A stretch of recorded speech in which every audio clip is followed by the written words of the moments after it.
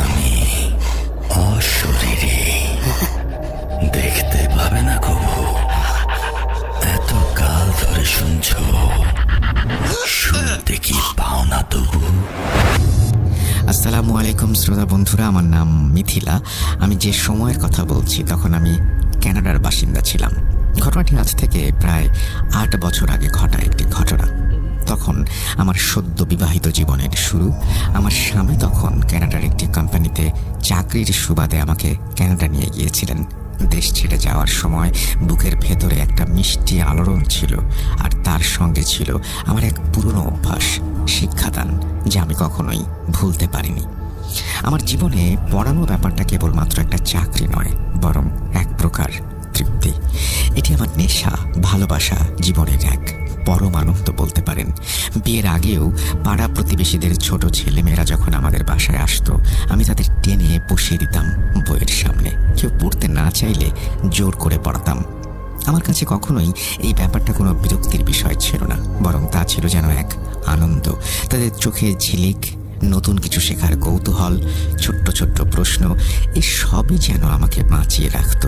বিদেশে পা রাখার পর প্রায় 1 বছর পর হঠাৎই মনে হলো আমি তো সেই আনন্দ থেকে বঞ্চিত হচ্ছি। তাই আমি আর দেরি না করে স্থানীয় একটি ইংরেজি মিডিয়াম স্কুলে আবেদন করলাম। সাক্ষাৎকারে আমার আগ্রহ আর অভিজ্ঞতা দেখে স্কুল কর্তৃপক্ষ আমাকে একটি জুনিয়র ক্লাসের শিক্ষিকা হিসেবে নিয়োগ দিলেন। ক্লাসের শিশুদের বয়স ছিল 5 থেকে 6 বছর। তাদের ছোট ছোট হাত, মিষ্টি কণ্ঠে কবিতা, সব মিলিয়ে যেন এক স্বর্গীয় দৃশ্য। প্রথম কয়েক মাসে আমি বুঝতেই পারিনি সময় কিভাবে উড়ে যাচ্ছে। তখন আমার নিজের কোনো সন্তান ছিল না। সকালবেলা ক্লাসে ঢুকতেই যেসব মিষ্টি আর ছোট্ট মুখগুলো আমার দিকে চেয়ে হাসত, তারা আমার একাকিত্ব দূর করে দিত মুহূর্তেই। নতুন দেশ, নতুন পরিবেশ, এই শিশুরাই হয়ে উঠেছিল আমার আপনজন। কিন্তু একদিন হঠাৎ করেই আমার জীবনে এলো এমন এক ছোট মেয়ে, যার সঙ্গে সাক্ষাৎ আমার জীবনের মোড় ঘুরিয়ে দিল। সেদিন অন্যান্য দিনের মতোই সবকিছু শুরু করেছিলাম। হালকা শীতের সকাল, জানালার পাশে বসে আমি ক্লাসের কাজগুলো গুছাচ্ছিলাম। এমন সময় প্রিন্সিপাল ম্যাডাম নিজে স্টাফ রুমে এসে হাজির, সঙ্গে একটি ছোট্ট মেয়ে। মেয়েটি কেমন যেন মলিন চোখে তাকিয়েছিল, যেন সারা জীবনের ক্লান্তি তার কচি মুখে জমাট বেঁধে আছে। ম্যাডাম বললেন, মিথিলা মিস, এই মেয়েটি নতুন ভর্তি হয়েছে, এর নাম ক্যাথরিন। আপনি ওকে নিজের মতো করে সব কিছু বুঝিয়ে দেবেন। একটু সেন্সিটিভ মেয়েটা, ও আপনার ক্লাসের নতুন ছাত্রী। আমি মেয়েটির দিকে তাকিয়ে রইলাম কিছুক্ষণ। লম্বা চুলে বিনুনি বাঁধা, চোখ দুটো যেন কোনো এক গভীর রহস্যে ডুবে আছে। আমি তার হাত ধরে ক্লাসের এক কোণে একটি খালি চেয়ারে বসিয়ে দিলাম। নিজের পকেট থেকে কিছু টফি বের করে দিলাম। আমি প্রায় সময়ই কিছু টফি নিজের কাছে রেখে দিতাম, কেননা ছোট বাচ্চাদের এগুলো দিলে ওরা যেমন খুশি হয়, তেমনি কথা শোনাতেও সহজ হয়। তাই আমি টফিগুলো সব সময় শিশুদের জন্য নিজের কাছে রাখতাম। আমার হাত থেকে টফি নিল সে, কিন্তু কিছু বলল না। কেন জানি না, তার চাহনিতে একটা আশ্চর্য মায়া ছিল। তার ঠোঁটে কোনো হাসি ছিল না, তবু সে যেন আমাকে আপন করে নিল মুহূর্তেই। প্রথম দিনগুলোতে সে অনেক চুপচাপ ছিল, অন্য কারোর সঙ্গে কথাই বলতো না। ক্লাসের অন্য বাচ্চারা যখন হইচই করত, খেলাধুলায় মেতে উঠত, তখন সে নিঃশব্দে আমার পাশে এসে দাঁড়াতো। আমি খুব ধীরে ধীরে তাকে বোঝার চেষ্টা করলাম। তার সঙ্গে নরম স্বরে কথা বলতাম, ছোট ছোট গল্প বলতাম, কিন্তু সে শুধু আমার চোখের দিকে তাকিয়ে থাকতো। সময়ের সঙ্গে সঙ্গে এক অদ্ভুত সম্পর্ক গড়ে উঠল আমাদের মধ্যে। সে শুধু আমার সঙ্গেই কথা বলতো, অন্য কারো সঙ্গে না। এমনকি স্কুলের ব্রেকে সে বাইরে যেত না। আমি যেখানে থাকতাম সে সেখানেই চুপ করে বসে থাকতো। আমার একটা অভ্যাস ছিল, আমি ব্রেকের সময় নামাজ পড়তাম। মেয়েটিও সে সময় আমার সাথেই থাকতো। সে দেখতো আমি অজু করছি, জায়নামাজ বিছিয়ে বসছি, মাথা নিচু করে সিজদায় যাচ্ছি। একদিন সে হঠাৎ করে আমাকে বলল, মিস, আপনি কি করছেন? প্রতিদিন দেখি আপনি এমন করেন, এটা কি মিস? কি করেন আপনি এগুলো? আমি অবাক হলেও নরম স্বরে বললাম, আমি নামাজ পড়ছি, এটাকে নামাজ আদায় করা বলে। আমি মুসলিম, তুমি এটা হয়তো বুঝতে পারছো না, সে কারণেই। সে মাথা নেড়ে আবার চুপচাপ ডেস্কে ফিরে গেল। কিন্তু ওই দিন আমি লক্ষ্য করলাম নামাজের সময় সে এক অদ্ভুত দৃষ্টিতে তাকিয়েছিল আমার দিকে, যেন কিছু বোঝার চেষ্টা করছে বা হয়তো গভীর কিছু অনুভব করছে। আমার নামাজে বেশ সমস্যা হচ্ছিল। তার চাহনি বারবার আমার নামাজে একটা ভীতি বা আঘাত করে যাচ্ছিল। অনেক চেষ্টা করেও আমি মনোযোগ দিতে পারছিলাম না। কোনো মতে আমি নামাজ শেষ করলাম। আরও আশ্চর্য হলাম, ওই দিন নামাজ শেষে আমি নিজের অজান্তেই হালকা স্বরে আজান দিয়েছিলাম, কেননা আমার মনে কেন জানি না বেশ একটা বিচলিত ভাব হচ্ছিল। সাধারণত আমি ক্লাসে আজান দিই না, কিন্তু সেদিন মনে হয়েছিল চারপাশে এক অদৃশ্য ভারী বাতাস জমে আছে, যেটাকে ভেদ করতে হলে আজানের মাধ্যমে আল্লাহকে ডাকতে হবে। আজানের শব্দটা কানে যেতে আমি লক্ষ্য করলাম মেয়েটি হঠাৎ কেঁপে উঠল। সে তখন জানালার দিকে মুখ করে দাঁড়িয়েছিল, কিন্তু তার ছায়াটা, মনে হলো তার ছায়াটা নড়ে উঠেছে। আমার দিকে তাকাচ্ছে, কিন্তু মেয়েটা তেমনভাবে নড়ছে না। ক্যাথরিন আমার কাছে এসে বলল, মিস, এসব বন্ধ করুন, দ্বিতীয়বার আর বলবো না। নামাজ পড়ছেন ভালো কথা, আজান দিতে হবে কেন? এসব বলার পর সে আরবিতে কিছু একটা বলতে শুরু করলো এবং অন্যদিকে মুখ করে দাঁড়িয়ে। তার আরবি উচ্চারণ ছিল একেবারে শুদ্ধ আর স্পষ্ট। সেই মুহূর্ত থেকে আমার মনে হতে লাগলো এই নিষ্পাপ চেহারার পেছনে অবশ্যই লুকিয়ে আছে অন্য কোনো সত্য। আজান দেওয়ার ঠিক পরের মুহূর্ত আমি জায়নামাজে বসে মনোসংযোগ করার চেষ্টা করছি। চারপাশ নিস্তব্ধ, এমনকি স্কুলের কোলাহলপূর্ণ করিডরও আজ অদ্ভুত নিস্তব্ধতায় ভরপুর। ঠিক তখনই জানালার বাইরে হালকা বাতাসে পর্দাটা একটু দুলে উঠল। জানালার ফাঁক দিয়ে আলো এসে পড়েছে, অথচ সে কেমন নিস্তেজ, তপ্ত নয়, বরং শীতল। হঠাৎই মনে হলো আমার চারপাশের বাতাস ভারী হয়ে উঠেছে, যেন অক্সিজেন কমে গেছে, নিঃশ্বাস নিতে কষ্ট হচ্ছে। প্রথমে মনে হলো এ বুঝি আমারই ভ্রম, কিন্তু পর মুহূর্তেই অনুভব করলাম আমার কাঁধের ওপর একটা হাত এসে পড়ল। মনে হচ্ছিল কোনো বড় ওজনদার কেউ আমার কাঁধে হাত দিয়ে আমার পেছনে দাঁড়িয়ে আছে। অবাক হয়ে চোখ খুলতেই দেখলাম ঠিক আমার পেছনে ছোট্ট ক্যাথরিন দাঁড়িয়ে। না, দাঁড়িয়ে নয়, বরং আমার দিকে ঠাঁই চেয়ে আছে। তার চোখে ছিল এক ধরনের স্থিরতা, যার মধ্যে শিশুসুলভ কৌতূহলের চেয়েও অনেক বেশি ছিল ভয়ানক কোনো প্রশ্নের তীব্রতা। আজ তার চোখে ছিল না কোনো মায়া, ছিল না কোনো ইনোসেন্স, বরং ছিল পুরনো কষ্টের জ্বালা অথবা গোপন প্রতিহিংসার দাবানল। তার ঠোঁট হঠাৎ করে আবার নড়ল। কি পড়ছো তুমি? তার গলা ছিল নিস্তরঙ্গ, অথচ কাঁপন জাগানিয়া। কোনোভাবেই মনে হচ্ছিল না এটি কোনো শিশুর কণ্ঠস্বর। আমি আতঙ্ক চাপা দিয়ে মৃদুস্বরে বললাম, তুমি যাও, চেয়ারে গিয়ে বসো। কিন্তু সে আমার কথা শুনল না। ধীরে ধীরে তার ছোট্ট হাতটি বাড়িয়ে দিল আমার দিকে, আর রেখে দিল আমার ডান কাঁধে। তার সেই স্পর্শে শরীরের প্রতিটি শিরায় যেন সাঁই সাঁই করে ঠান্ডা স্রোত বয়ে গেল। আমি আঁতকে উঠলাম। এইটুকু বয়সের বাচ্চার সেই হাতে কোনো কোমলতা ছিল না, বরং তার হাত ছিল অসম্ভব ভারী, যেন বহু বছরের ক্লেশ, কষ্ট আর ক্লান্তির দাহ জমা হয়ে আছে ভেতরে। মনে হচ্ছিল এটি শিশু নয়, বরং পুরুষের হাত আমার কাঁধে চেপে বসেছে। আমি দুই হাত দিয়ে হাতটা সরানোর চেষ্টা করলাম, কিন্তু কি আশ্চর্য, একটুও নড়ানো গেল না, যেন পাথরের তৈরি হাত। তখনই ব্রেকের সময় আসলো। পরিচিত কোলাহল ফিরে এলো স্কুলে। বাচ্চারা হইচই করতে করতে ক্লাসে ফিরতে শুরু করলো। কেউ কেউ দৌড়ে এলো, কেউ কেউ খিলখিল করে হাসছিল। এই কোলাহলের মধ্যেই সেই ভারী হাতটা আমার কাঁধ থেকে সরে গেল। আমি নিঃশ্বাস ফেললাম। মেয়েটি তখন নিঃশব্দে আমার দিকে তাকিয়ে কেবল একটা রহস্যময় হাসি হেসে নিজের চেয়ারে গিয়ে বসল। সেই দিনের পর থেকে ওর প্রতি আমার মনে গেঁথে গেল ভয়। কেবল চোখে চোখ পড়লেই গা ছমছম করে উঠত। তার দৃষ্টি ছিল স্থির, কিন্তু তাতে ছিল শীতল রাগ। আমি অপেক্ষা করছিলাম কখন ক্লাস শেষ হবে, কখন আমি দ্রুত বেরিয়ে যাব আর বাড়ি ফিরে আমার হাজব্যান্ডকে সব বলবো। বাড়িতে ফিরে আমার হাজব্যান্ডকে সব কিছু বলতেই সে হেসে বলল, আরে তুমি না এত ভেবো না, তুমি ওভার সেন্সিটিভ হয়ে যাচ্ছ, রিল্যাক্স থাকো, এসব কিছু না।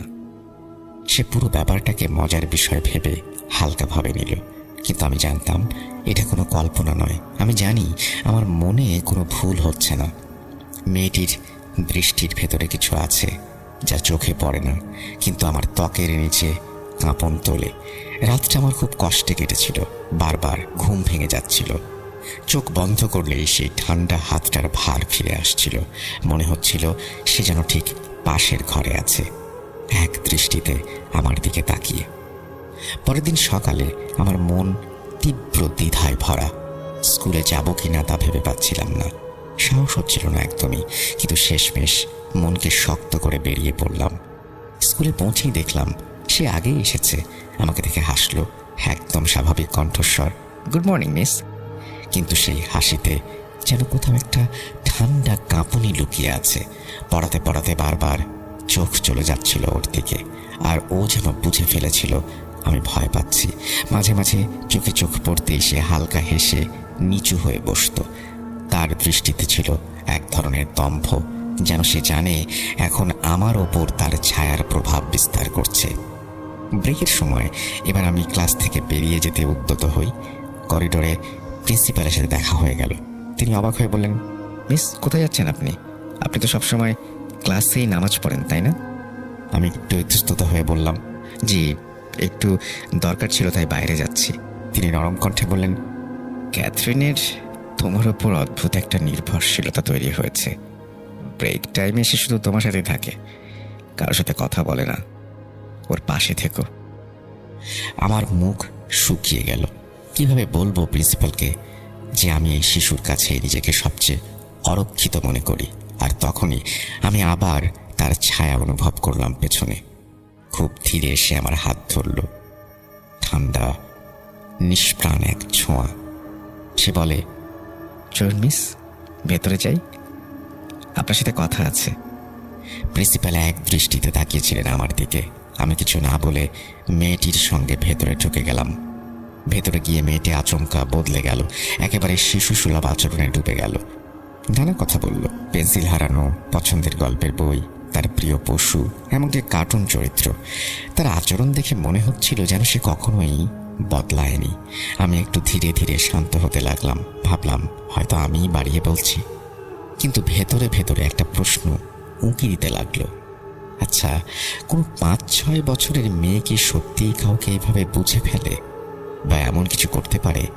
বাচ্চাটির মুখে তখনও সেই নির্ভেজাল নির্লিপ্ত হাসি। আমি তাকে বললাম, তুমি যাও ড্রয়িং করো, তোমার প্রিয় রঙগুলো দিয়ে আজ একটা সুন্দর ছবি আঁকো। সে কিছু না বলে মাথা নেড়ে নিজের ডেস্কে চলে গেল। রং পেন্সিল হাতে নিঃশব্দে ড্রয়িং করতে শুরু করলো। আমি নামাজ আদায় করলাম, নিয়ত ধরলাম, আল্লাহর নামে শুরু করলাম। কিন্তু আজ শান্তি যেন কোথাও নেই। সেজদায় যাবার আগে আমার মনে হচ্ছিল আশেপাশে এক অস্বচ্ছ ছায়া ঘুরে বেড়াচ্ছে। আমার সত্তার চারপাশে যেন এক অদৃশ্য পর্দা টেনে দেয়া হয়েছে।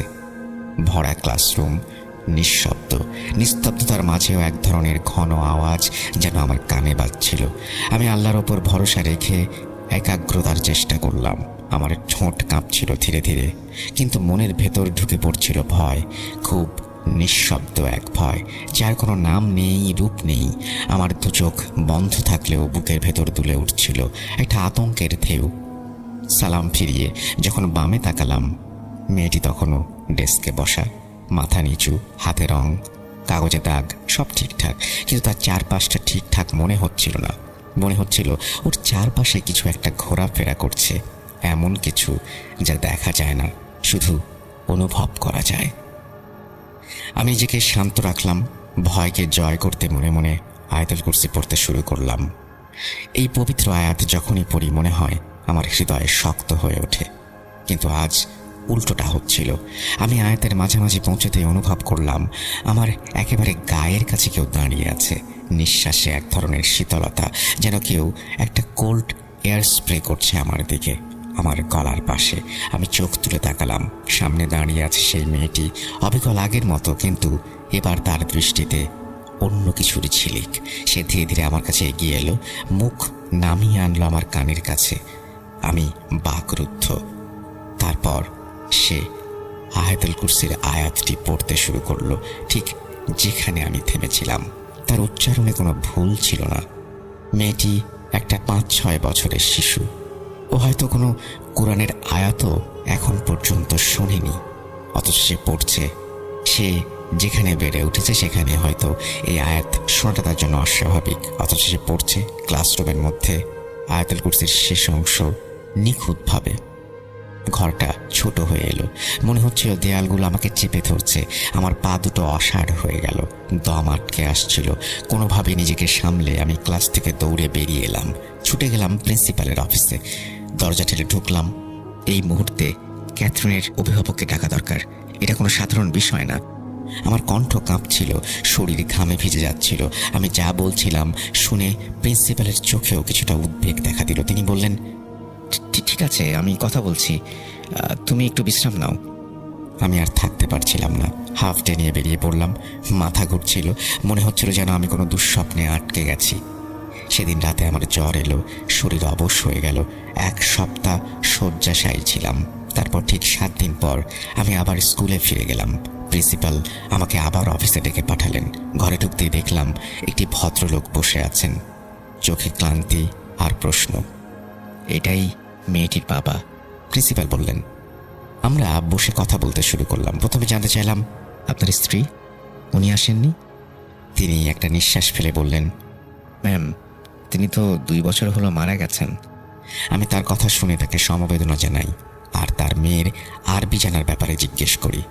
তিনি অবাক হয়ে গেলেন, না, আমার মেয়ে তো আরবি জানে না, সে তো এখানেই বড় হয়েছে, আমাদের ঘরে কেউ আরবি শেখেনি। তখন আমি তাকে সবকিছু খুলে বললাম। তিনি শুনে স্তব্ধ হয়ে গেলেন। আমি বিশ্বাস করতে পারছি না, আমার মেয়ে আয়াতুল কুরসি পড়ছে। তার চোখের কোণে জল জমেছিল, যেন বুঝতে পারছিলেন তার মেয়ের মধ্যে কি যেন আছে, অথচ তিনি নিজেও তা ধরতে পারছেন না। আমার ভয় আরো বেড়ে গেল। যে ছন্দে মেয়েটি পড়ছিল তাতে কোনো ভয় পাওয়া শিশুর মতো কাঁপুনি ছিল না, বরং ছিল এক দৃঢ় স্থিরতা।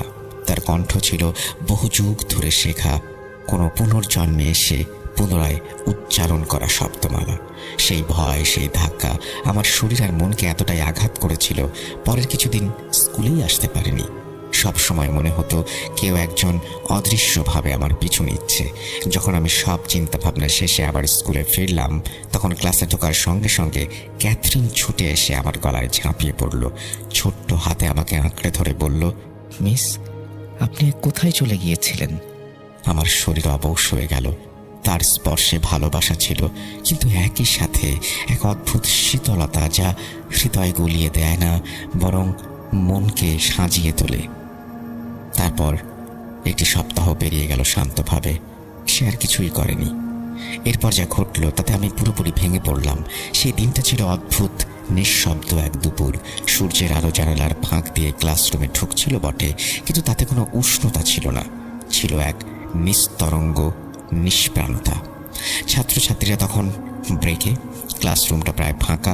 আমি আর মেয়েটা সে এক কোণে বসে নিঃশব্দে রং পেন্সিল দিয়ে ড্রয়িং করছিল। ওর অদ্ভুত নীরবতা আমাকে বারবারই অস্বস্তিতে ফেলত। বয়স অল্প হলেও চাহনিতে ছিল বহু পুরনো ক্লান্তির ছাপ। আমি আমার ক্লাসে বসে খাতা দেখাসহ আরও কিছু কাজ করছিলাম। এমন সময় সে উঠে এলো আমার টেবিলের পাশে, মুখে সেই চিরচেনা নির্লিপ্ততা, চোখে যেন কুয়াশার মতো অদেখা কিছু। সে বলল, দেখুন তো, আমি আপনার ছবি এঁকেছি। একগাল হাসি দিয়ে ছবিটার দিকে তাকালাম, কিন্তু ছবি দেখে হাসি শুকিয়ে গেল আমার। সে যা এঁকেছে তা বোঝা যাচ্ছিল। চেয়ার টেবিলে বসে থাকা আমার অবয়ব, চোখে চশমা, মাথায় ওড়না, সবকিছু ঠিকঠাক, কিন্তু যা আমাকে সবচেয়ে বেশি শিউরে তুলেছিল, ছবিটিতে আমি একা ছিলাম না। আমার ঠিক পেছনে দাঁড়িয়েছিল আরেকটি অবয়ব, চুল এলোমেলো, মুখ অস্পষ্ট, চোখহীন, এক মানবাকৃতির ছায়া। রেখাচিত্রটি আঁকা ছিল এমনভাবে যেন আমি জানি না যে আমার পেছনে কেউ দাঁড়িয়ে আছে, যেন কেউ আমাকে ঢেকে রেখেছে, ছায়ার নিচে বন্দি করে রেখেছে আমার অস্তিত্ব। আমি হতভম্ব হয়ে জিজ্ঞেস করলাম, এইটা কে দাঁড়িয়ে আছে আমার পেছনে? সে মাথা নিচু করে বলল, এটা তো আপনি। আমি একটু গম্ভীর স্বরে বললাম, না, আমি তো সামনে বসে আছি, আমার পেছনের মানুষটার কথা বলছি। এই প্রশ্ন শুনে সে হঠাৎ এমনভাবে আমার চেয়ারের পেছনে তাকাতে লাগলো যেন সেখানে সত্যিই কিছু আছে, আর সে তা দেখে ফেলেছে। তার চাহনি কঠিন হয়ে গেল, ঠোঁট নড়ে না, চোখে আতঙ্ক না, বরং এক ধরনের অস্বস্তিকর সংবরণ। সে কিছু বলল না। তার নীরবতা আরও বেশি গা ছমছমে লাগছিল। আমি এবার কঠিন কণ্ঠে বললাম, কে ওটা? চুপ করে থাকছো কেন? ঠিক সেই মুহূর্তে আমার চেয়ারটা হঠাৎ এমনভাবে কেঁপে উঠল যেন কেউ পেছন থেকে টেনে ধরেছে। চেয়ারের লোহার পায়াগুলো মেঝেতে ঘষ্টানোর শব্দ তুলে সামনের দিকে ঢলে পড়ল। আমি ঠক করে দাঁড়িয়ে গেলাম। বুকের ভেতরে এমন জোরে ধুকপুকানি হচ্ছিল যেন শোনা যাচ্ছিল বাইরে থেকে। ক্লাসরুমটা ছিল ফাঁকা, বাতাস থমকে গিয়েছিল। মেয়েটি দাঁড়িয়ে অদ্ভুতভাবে আমার দিকে চেয়ে। আমি পেছনে তাকালাম, সেখানে কেউ ছিল না, কিন্তু মেয়েটার চোখে রাগ ছিল, অভিমান নয়, প্রচণ্ড রাগ। তার মুখ অন্ধকার হয়ে গিয়েছিল। সে চোখ সরিয়ে কঠিন পুরুষালী গলায় বলল, আজ তুই প্রথমবার আমার সাথে এরকম কথা বললি, আর যদি এরকম করিস তাহলে বুঝবি। আমি আর দাঁড়িয়ে থাকতে পারলাম না। মাথা ঘুরে গেল, চোখের সামনে সব অন্ধকার হয়ে গেল। সেখানে আমি অচেতন হয়ে পড়লাম। চোখ খুললাম বাড়িতে। আমার নিজের বিছানায় পাশে বসে আছেন আমার হাজব্যান্ড। তার মুখে স্পষ্ট উদ্বেগের রেখা, মাথায় পানির ছিটা দিচ্ছিলেন তিনি। আমি দুর্বল গলায় বললাম, আমি কি বাড়িতে? তিনি হেসে বললেন, তুমি স্কুলে এমন অবস্থায় পড়েছিলে যে ওরা আমায় ফোন করেছিল। কি হয়েছে বলো তো? আমি কাঁপা কাঁপা গলায় খুলে বললাম সবকিছু। ছবি, ছায়া, চেয়ার নড়ানোর সেই ভয়ানক হুমকি। আমার কথা শুনে আমার হাজব্যান্ডের চোখে বিস্ময় ছড়িয়ে পড়ল। তিনি কিছুক্ষণ চুপ থেকে বললেন, মিথিলা, তুমি চাকরিটা ছেড়ে দাও। বুঝতেই তো পারছো এটা প্যারানর্মাল কিছু। কিন্তু তখনও আমি মানসিকভাবে প্রস্তুত ছিলাম না সবকিছু ফেলে দিতে। আমি বললাম, চাকরি এখনই ছাড়তে পারি না, ছুটি নিচ্ছি। পরদিন স্কুলে গিয়ে 1 মাসের ছুটি চেয়ে নিলাম। সবকিছু থেকে দূরে থাকার ইচ্ছেই প্রাধান্য পেল। 1 মাস পর আমি যখন স্কুলে ফিরলাম, এক সহকর্মী বলল, তুমি জানো ওই মেয়েটা স্কুলে আসেনি পুরো 1 মাস। আমার বুকের ভেতরটা হাহাকার করে উঠল। মনে হলো এই দূরত্ব যেন আমাদের দুজনের জন্যই প্রয়োজনীয় ছিল। কিন্তু সেই শান্তি বেশি দিন টিকল না। পরের দিনই মেয়েটি স্কুলে এসে হাজির। আমার দিকে তাকিয়ে বলল, আমি দুঃখিত, আপনাকে আর কখনো বিরক্ত করব না, শুধু প্লিজ আপনি ছুটি নেবেন না। তার কণ্ঠে ছিল একরকম কান্না মিশ্রিত অনুরোধ, কিন্তু আমি জানি তার ভেতরে অন্য কিছু লুকানো, কোনো অতল গভীর কিছুর প্রতিচ্ছবি তার চোখে ঝলসে উঠেছিল। আমি সিদ্ধান্ত নিয়েছিলাম আমি আর ওর সঙ্গে একা থাকবো না। আমি স্টাফ রুমে নামাজ পড়া শুরু করলাম। পুরনো ভবনের এক কোণে, সেখানে একসময় স্টাফ রুম ছিল, এখন পরিত্যক্ত। সেই ঘর ছিল স্তব্ধ, এক ধরনের প্রাচীন নিঃশব্দতায় মোড়ানো। কিন্তু যতবারই আমি নামাজে দাঁড়াতাম মনে হতো কেউ দরজার পাশে দাঁড়িয়ে আছে, নিঃশ্বাস নিচ্ছে আমার ঘাড়ের পেছনে। ছোট ছোট পায়ের শব্দ, পেছন থেকে আসা বাতাসের টান, মৃদু ফিস ফিস, আবার কখনো নাম না জানা শীতল এক হাতের ছোঁয়া। সবচেয়ে ভয়ঙ্কর দিনটা ছিল যেদিন আমি নামাজের মাঝে স্টাফ রুমে ক্যাথরিনকে দেখি, কিন্তু আমি নামাজ শেষে সালাম ফিরিয়ে দেখি ঘরটা ফাঁকা। আমি আতঙ্কে ছুটে গেলাম ক্লাসে। সেখানে গিয়ে দেখলাম মেয়েটি আমার টেবিলের কাছে বসে ড্রয়িং করছে, আর যে সহশিক্ষককে দায়িত্ব দিয়েছিলাম সে স্বাভাবিকভাবে বসে আছে। আমি বললাম, ক্যাথরিন, কি এতক্ষণ এখানেই ছিলে? স্টাফ রুমে গিয়েছিলে নাকি? সহশিক্ষিকা বললেন, না, সে 1 মুহূর্ত এখান থেকে যায়নি। আমার চোখ অন্ধকার হয়ে গেল। ওর মতো দেখতে কে ছিল ওখানে? যে আমার পাশে দৌড়াচ্ছিল, আমার গায়ে স্পর্শ করছিল, সে কে? আমি তখন এক দোটানার ভেতর গভীরভাবে আটকে গিয়েছিলাম। একদিকে ছিল বাস্তবতা, বিদেশে বসবাসরত একজন নারীর পক্ষে নতুন চাকরি খুঁজে পাওয়া সহজ নয়, আর অন্যদিকে ছিল হৃদয়ের টান। এক জায়গায় দীর্ঘ সময় কাজ করতে করতে সেখানকার পরিবেশই হয়ে ওঠে এক আত্মিক আশ্রয়।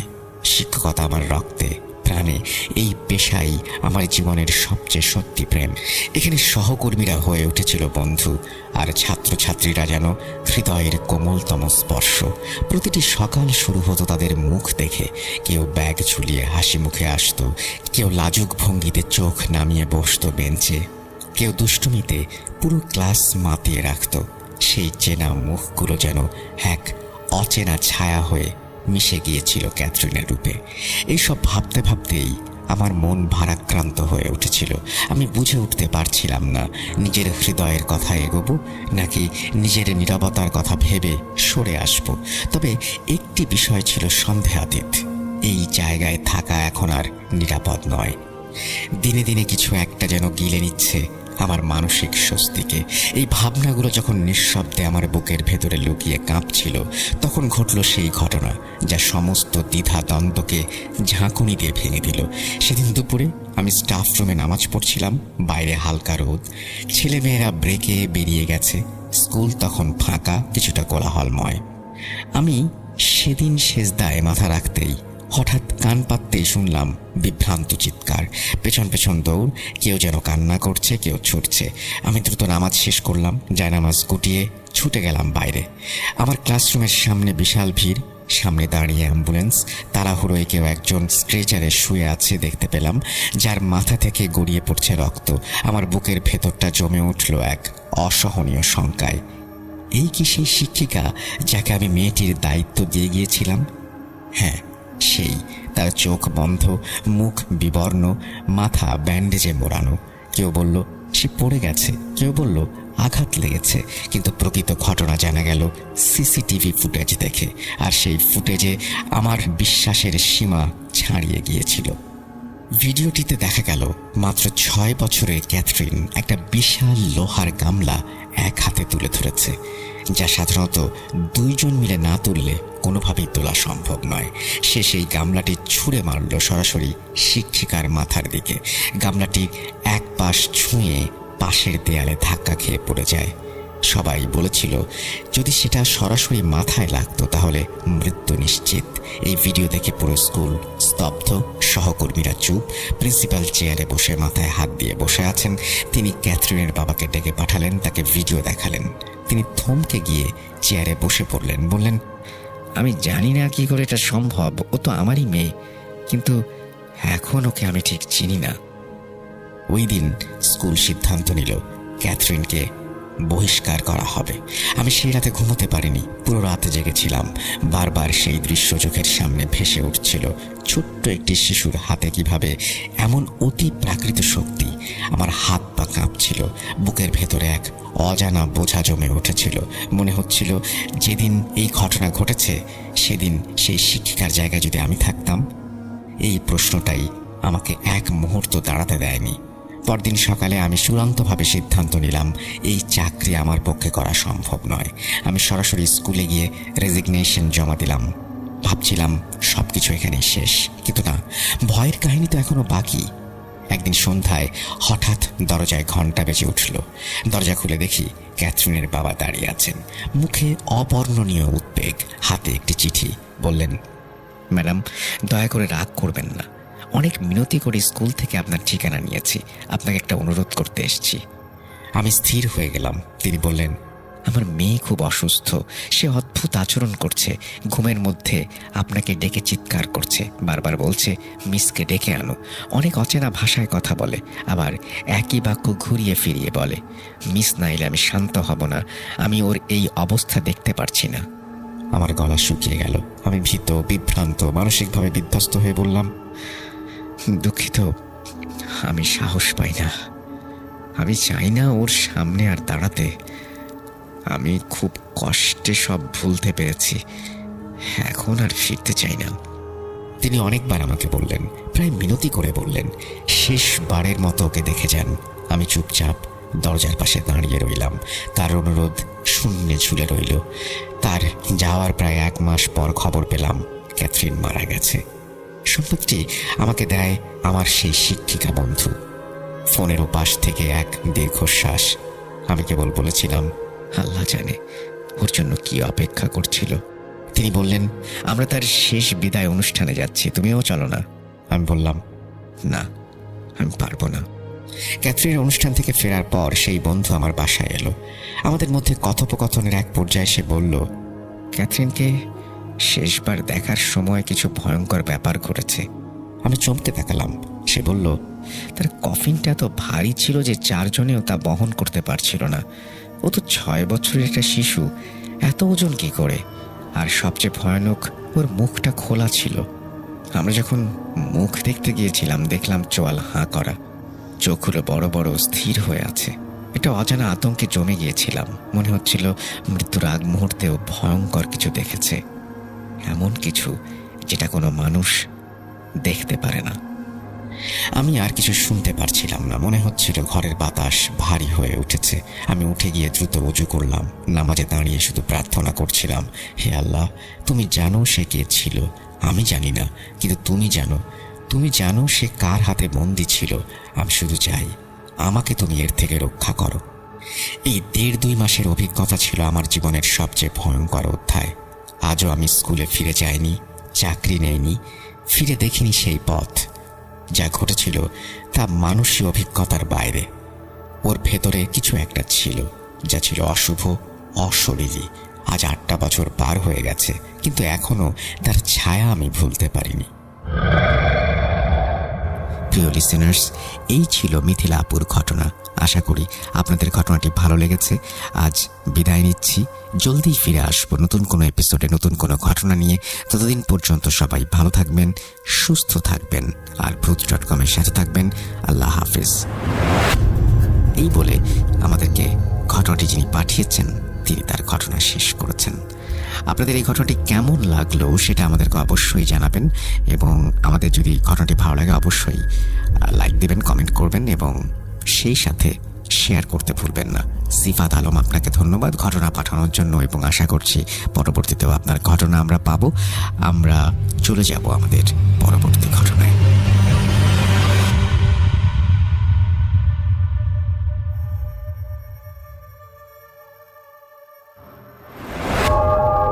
আবারও রাতের আধারে ভয়ের রাজ্য ফুঁড়ে ফিরেছি সেই পুরনো সুরে।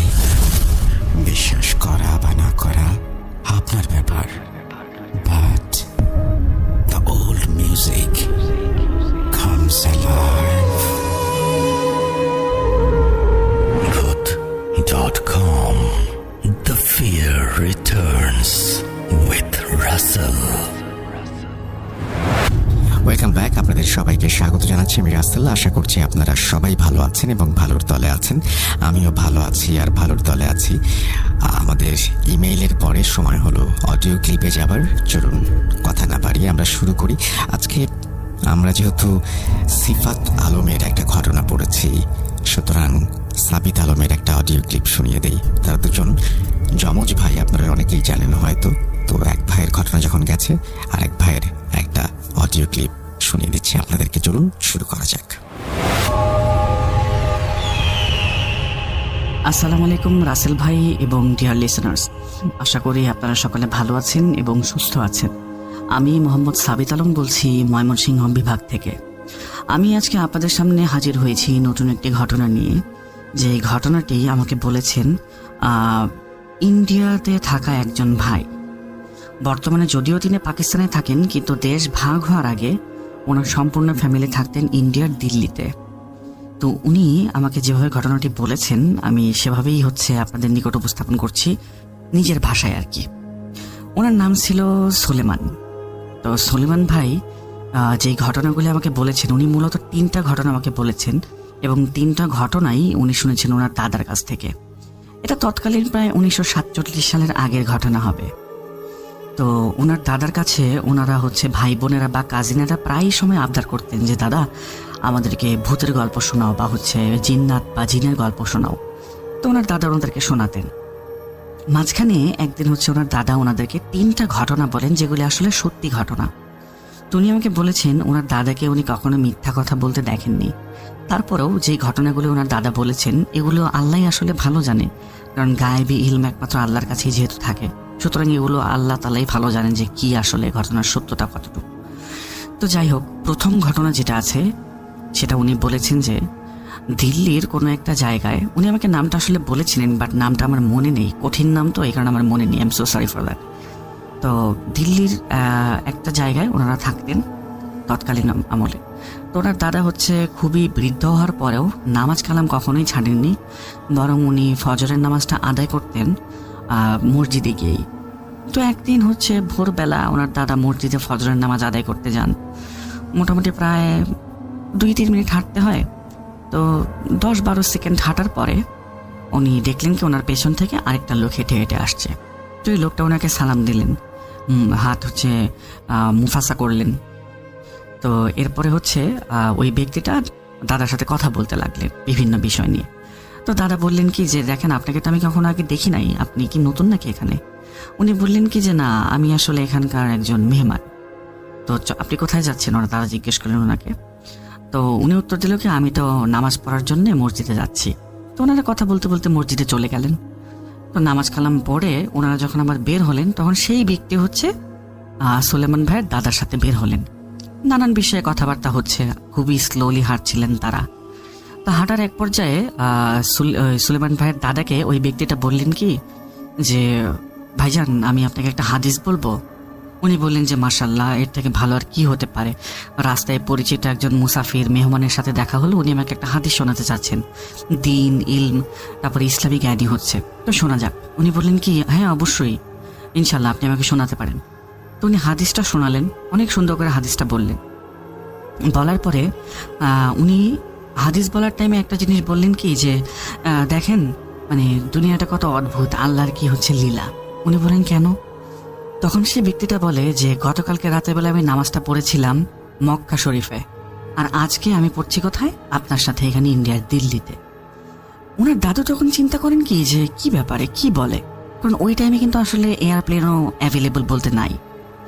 তো একটা ব্যক্তি আগের দিন রাতের বেলা সৌদি আরবের মক্কায় থাকবে এবং পরের দিন রাতের বেলায় সে হচ্ছে ইন্ডিয়ার দিল্লিতে থাকবে, এটা অনেকটাই হচ্ছে আনবিলিভেবল। তো উনি মানে সুলেমান ভাইয়ের দাদা এই বিষয়টাতে খুব বেশি একটা পাত্তা দিলেন না। এরপরে যখন ব্যক্তিটা হাদিস বলতে শুরু করলো, হাদিস বলা যখন ওনার শেষ, তখন উনি একটা কথা বললেন যেটা শোনার দাদার আসলে শরীরের রোমকূপগুলো দাঁড়িয়ে গিয়েছিল। উনি বললেন কি যে ভাইজান জানেন এই হাদিসগুলো আমি কার কাছ থেকে শুনেছি? দাদা জিজ্ঞেস করলেন কার কাছ থেকে? উনি বললেন কি স্বয়ং হযরত মুহাম্মদ সাল্লাল্লাহু আলাইহি সাল্লাম এর মুখ মোবারক থেকে আমি এই হাদিসটা শুনেছি। এই কথা শুনে দাদা এমন একটা শক খেলেন, উনি মোটামুটি প্রায় 1.5 মিনিট বা 2 মিনিটের মতো চুপ করে গেলেন, মানে ওনার ব্রেন এটা প্রসেস করতে পারছিলেন না। তো ব্রেন প্রসেস করতে না পারে যখন ওনার মাথায় জিনিসটা ধরলো, উনি কি করলেন, পেছন দিকে ফিরলেন। ফিরে দেখেন কি সেই ব্যক্তিটা আর সেই জায়গাতে নাই। দাদা চিন্তা করলেন কি যে হতে পারে এই ব্যক্তিটা মানে কোনো একটা জিন হতে পারে, যে হচ্ছে নিজের সত্যতা প্রকাশ করে দিয়েছে ভুলে, এবং এই কারণে সে সেখান থেকে চলে গেছে। এরপরে ওই ব্যক্তিকে দাদা বা কেউ কখনো কোথাও দেখেন নাই। এটা ছিল ঘটনা নাম্বার 1। তো ঘটনা নাম্বার 2 এর দিকে যাই। দাদারা থাকতেন দিল্লিতে, এবং আগ্রা নামের একটা জায়গা আছে, ওই জায়গায় থাকতেন হচ্ছে শাহ সাহেব নামের একজন ভদ্রলোক। অনেকের ধারণা যে শাহ সাহেব নাকি জিনদেরকে বশ করতে পারেন বা আয়ত্তে রাখতে পারেন, বা ওনার কাছে জিন আছে, এবং এরাই ওনাকে বিয়ে শাদিও করতে দেন নাই। উনি অনেক বয়স্ক ছিলেন কিন্তু তারপরেও আনম্যারিড অবস্থায় ছিলেন। তো একদিন একটা ঘটনা ঘটে। এখানে একটা জিনিস বলে রাখা ভালো যে শাহ সাহেবের একটাই মাত্র শখ ছিল, সেটা হচ্ছে ঘুড়ি ওড়ানো। তো যাই হোক, একদিন একটা ঘটনা ঘটে, ইংরেজ আমল, তখন হচ্ছে মোটামুটি স্বাধীনতার একটা আন্দোলন শুরু হয়ে গেছে। এমন টাইমে দিল্লির কোনো একটা জায়গায় বেধড়ক ঝামেলা হওয়ার কারণে একটা ইংরেজ পুলিশ অফিসারের মৃত্যু হয়, এবং ঘটনায় উপস্থিত যতজন ব্যক্তি থাকে ইংরেজ পুলিশেরা তাদেরকে অ্যারেস্ট করে নিয়ে চলে যায়। এদের মধ্যে ছিলেন সুলেমান ভাইয়ের দাদার ছোট ভাই। তো ওনারা তো ভাবতে থাকেন কি যে যেহেতু নিয়ে গেছে, সুতরাং এটা তো ওই টাইমে ইংরেজদের আমল, আর হচ্ছে ওরাই সব কিছু, তো ওদের একজন অফিসার মারা গেছে, সুতরাং এখানে খুব বড় একটা ঝামেলা হতে পারে, যাদেরকেই ধরে নিয়ে গেছে মৃত্যুদণ্ড তো সবার শিওর হবে। তো ওনারা বুঝতে পারলেন যে এখানে খুব বড় একটা ঝামেলা হচ্ছে, এবং টোটাল 20 জন মানুষকে ধরে নিয়ে যাওয়া হয়। এরপরে যখন কোর্টের প্রথম হিয়ারিং হয় বা মামলাটা ট্রায়ালে ওঠে, তখন জাজের এমন একটা মানে অবস্থা যে উনি সবাইকে মৃত্যুদণ্ড যে দেবেন এটা বোঝা যাচ্ছিল। তো উনি কী করলেন, খুবই হতাশ হয়ে গেলেন, এবং এরপরে উনি হচ্ছে চিন্তা করলেন কি যে শাহ সাহেবের কাছে একবার যাওয়া যাক।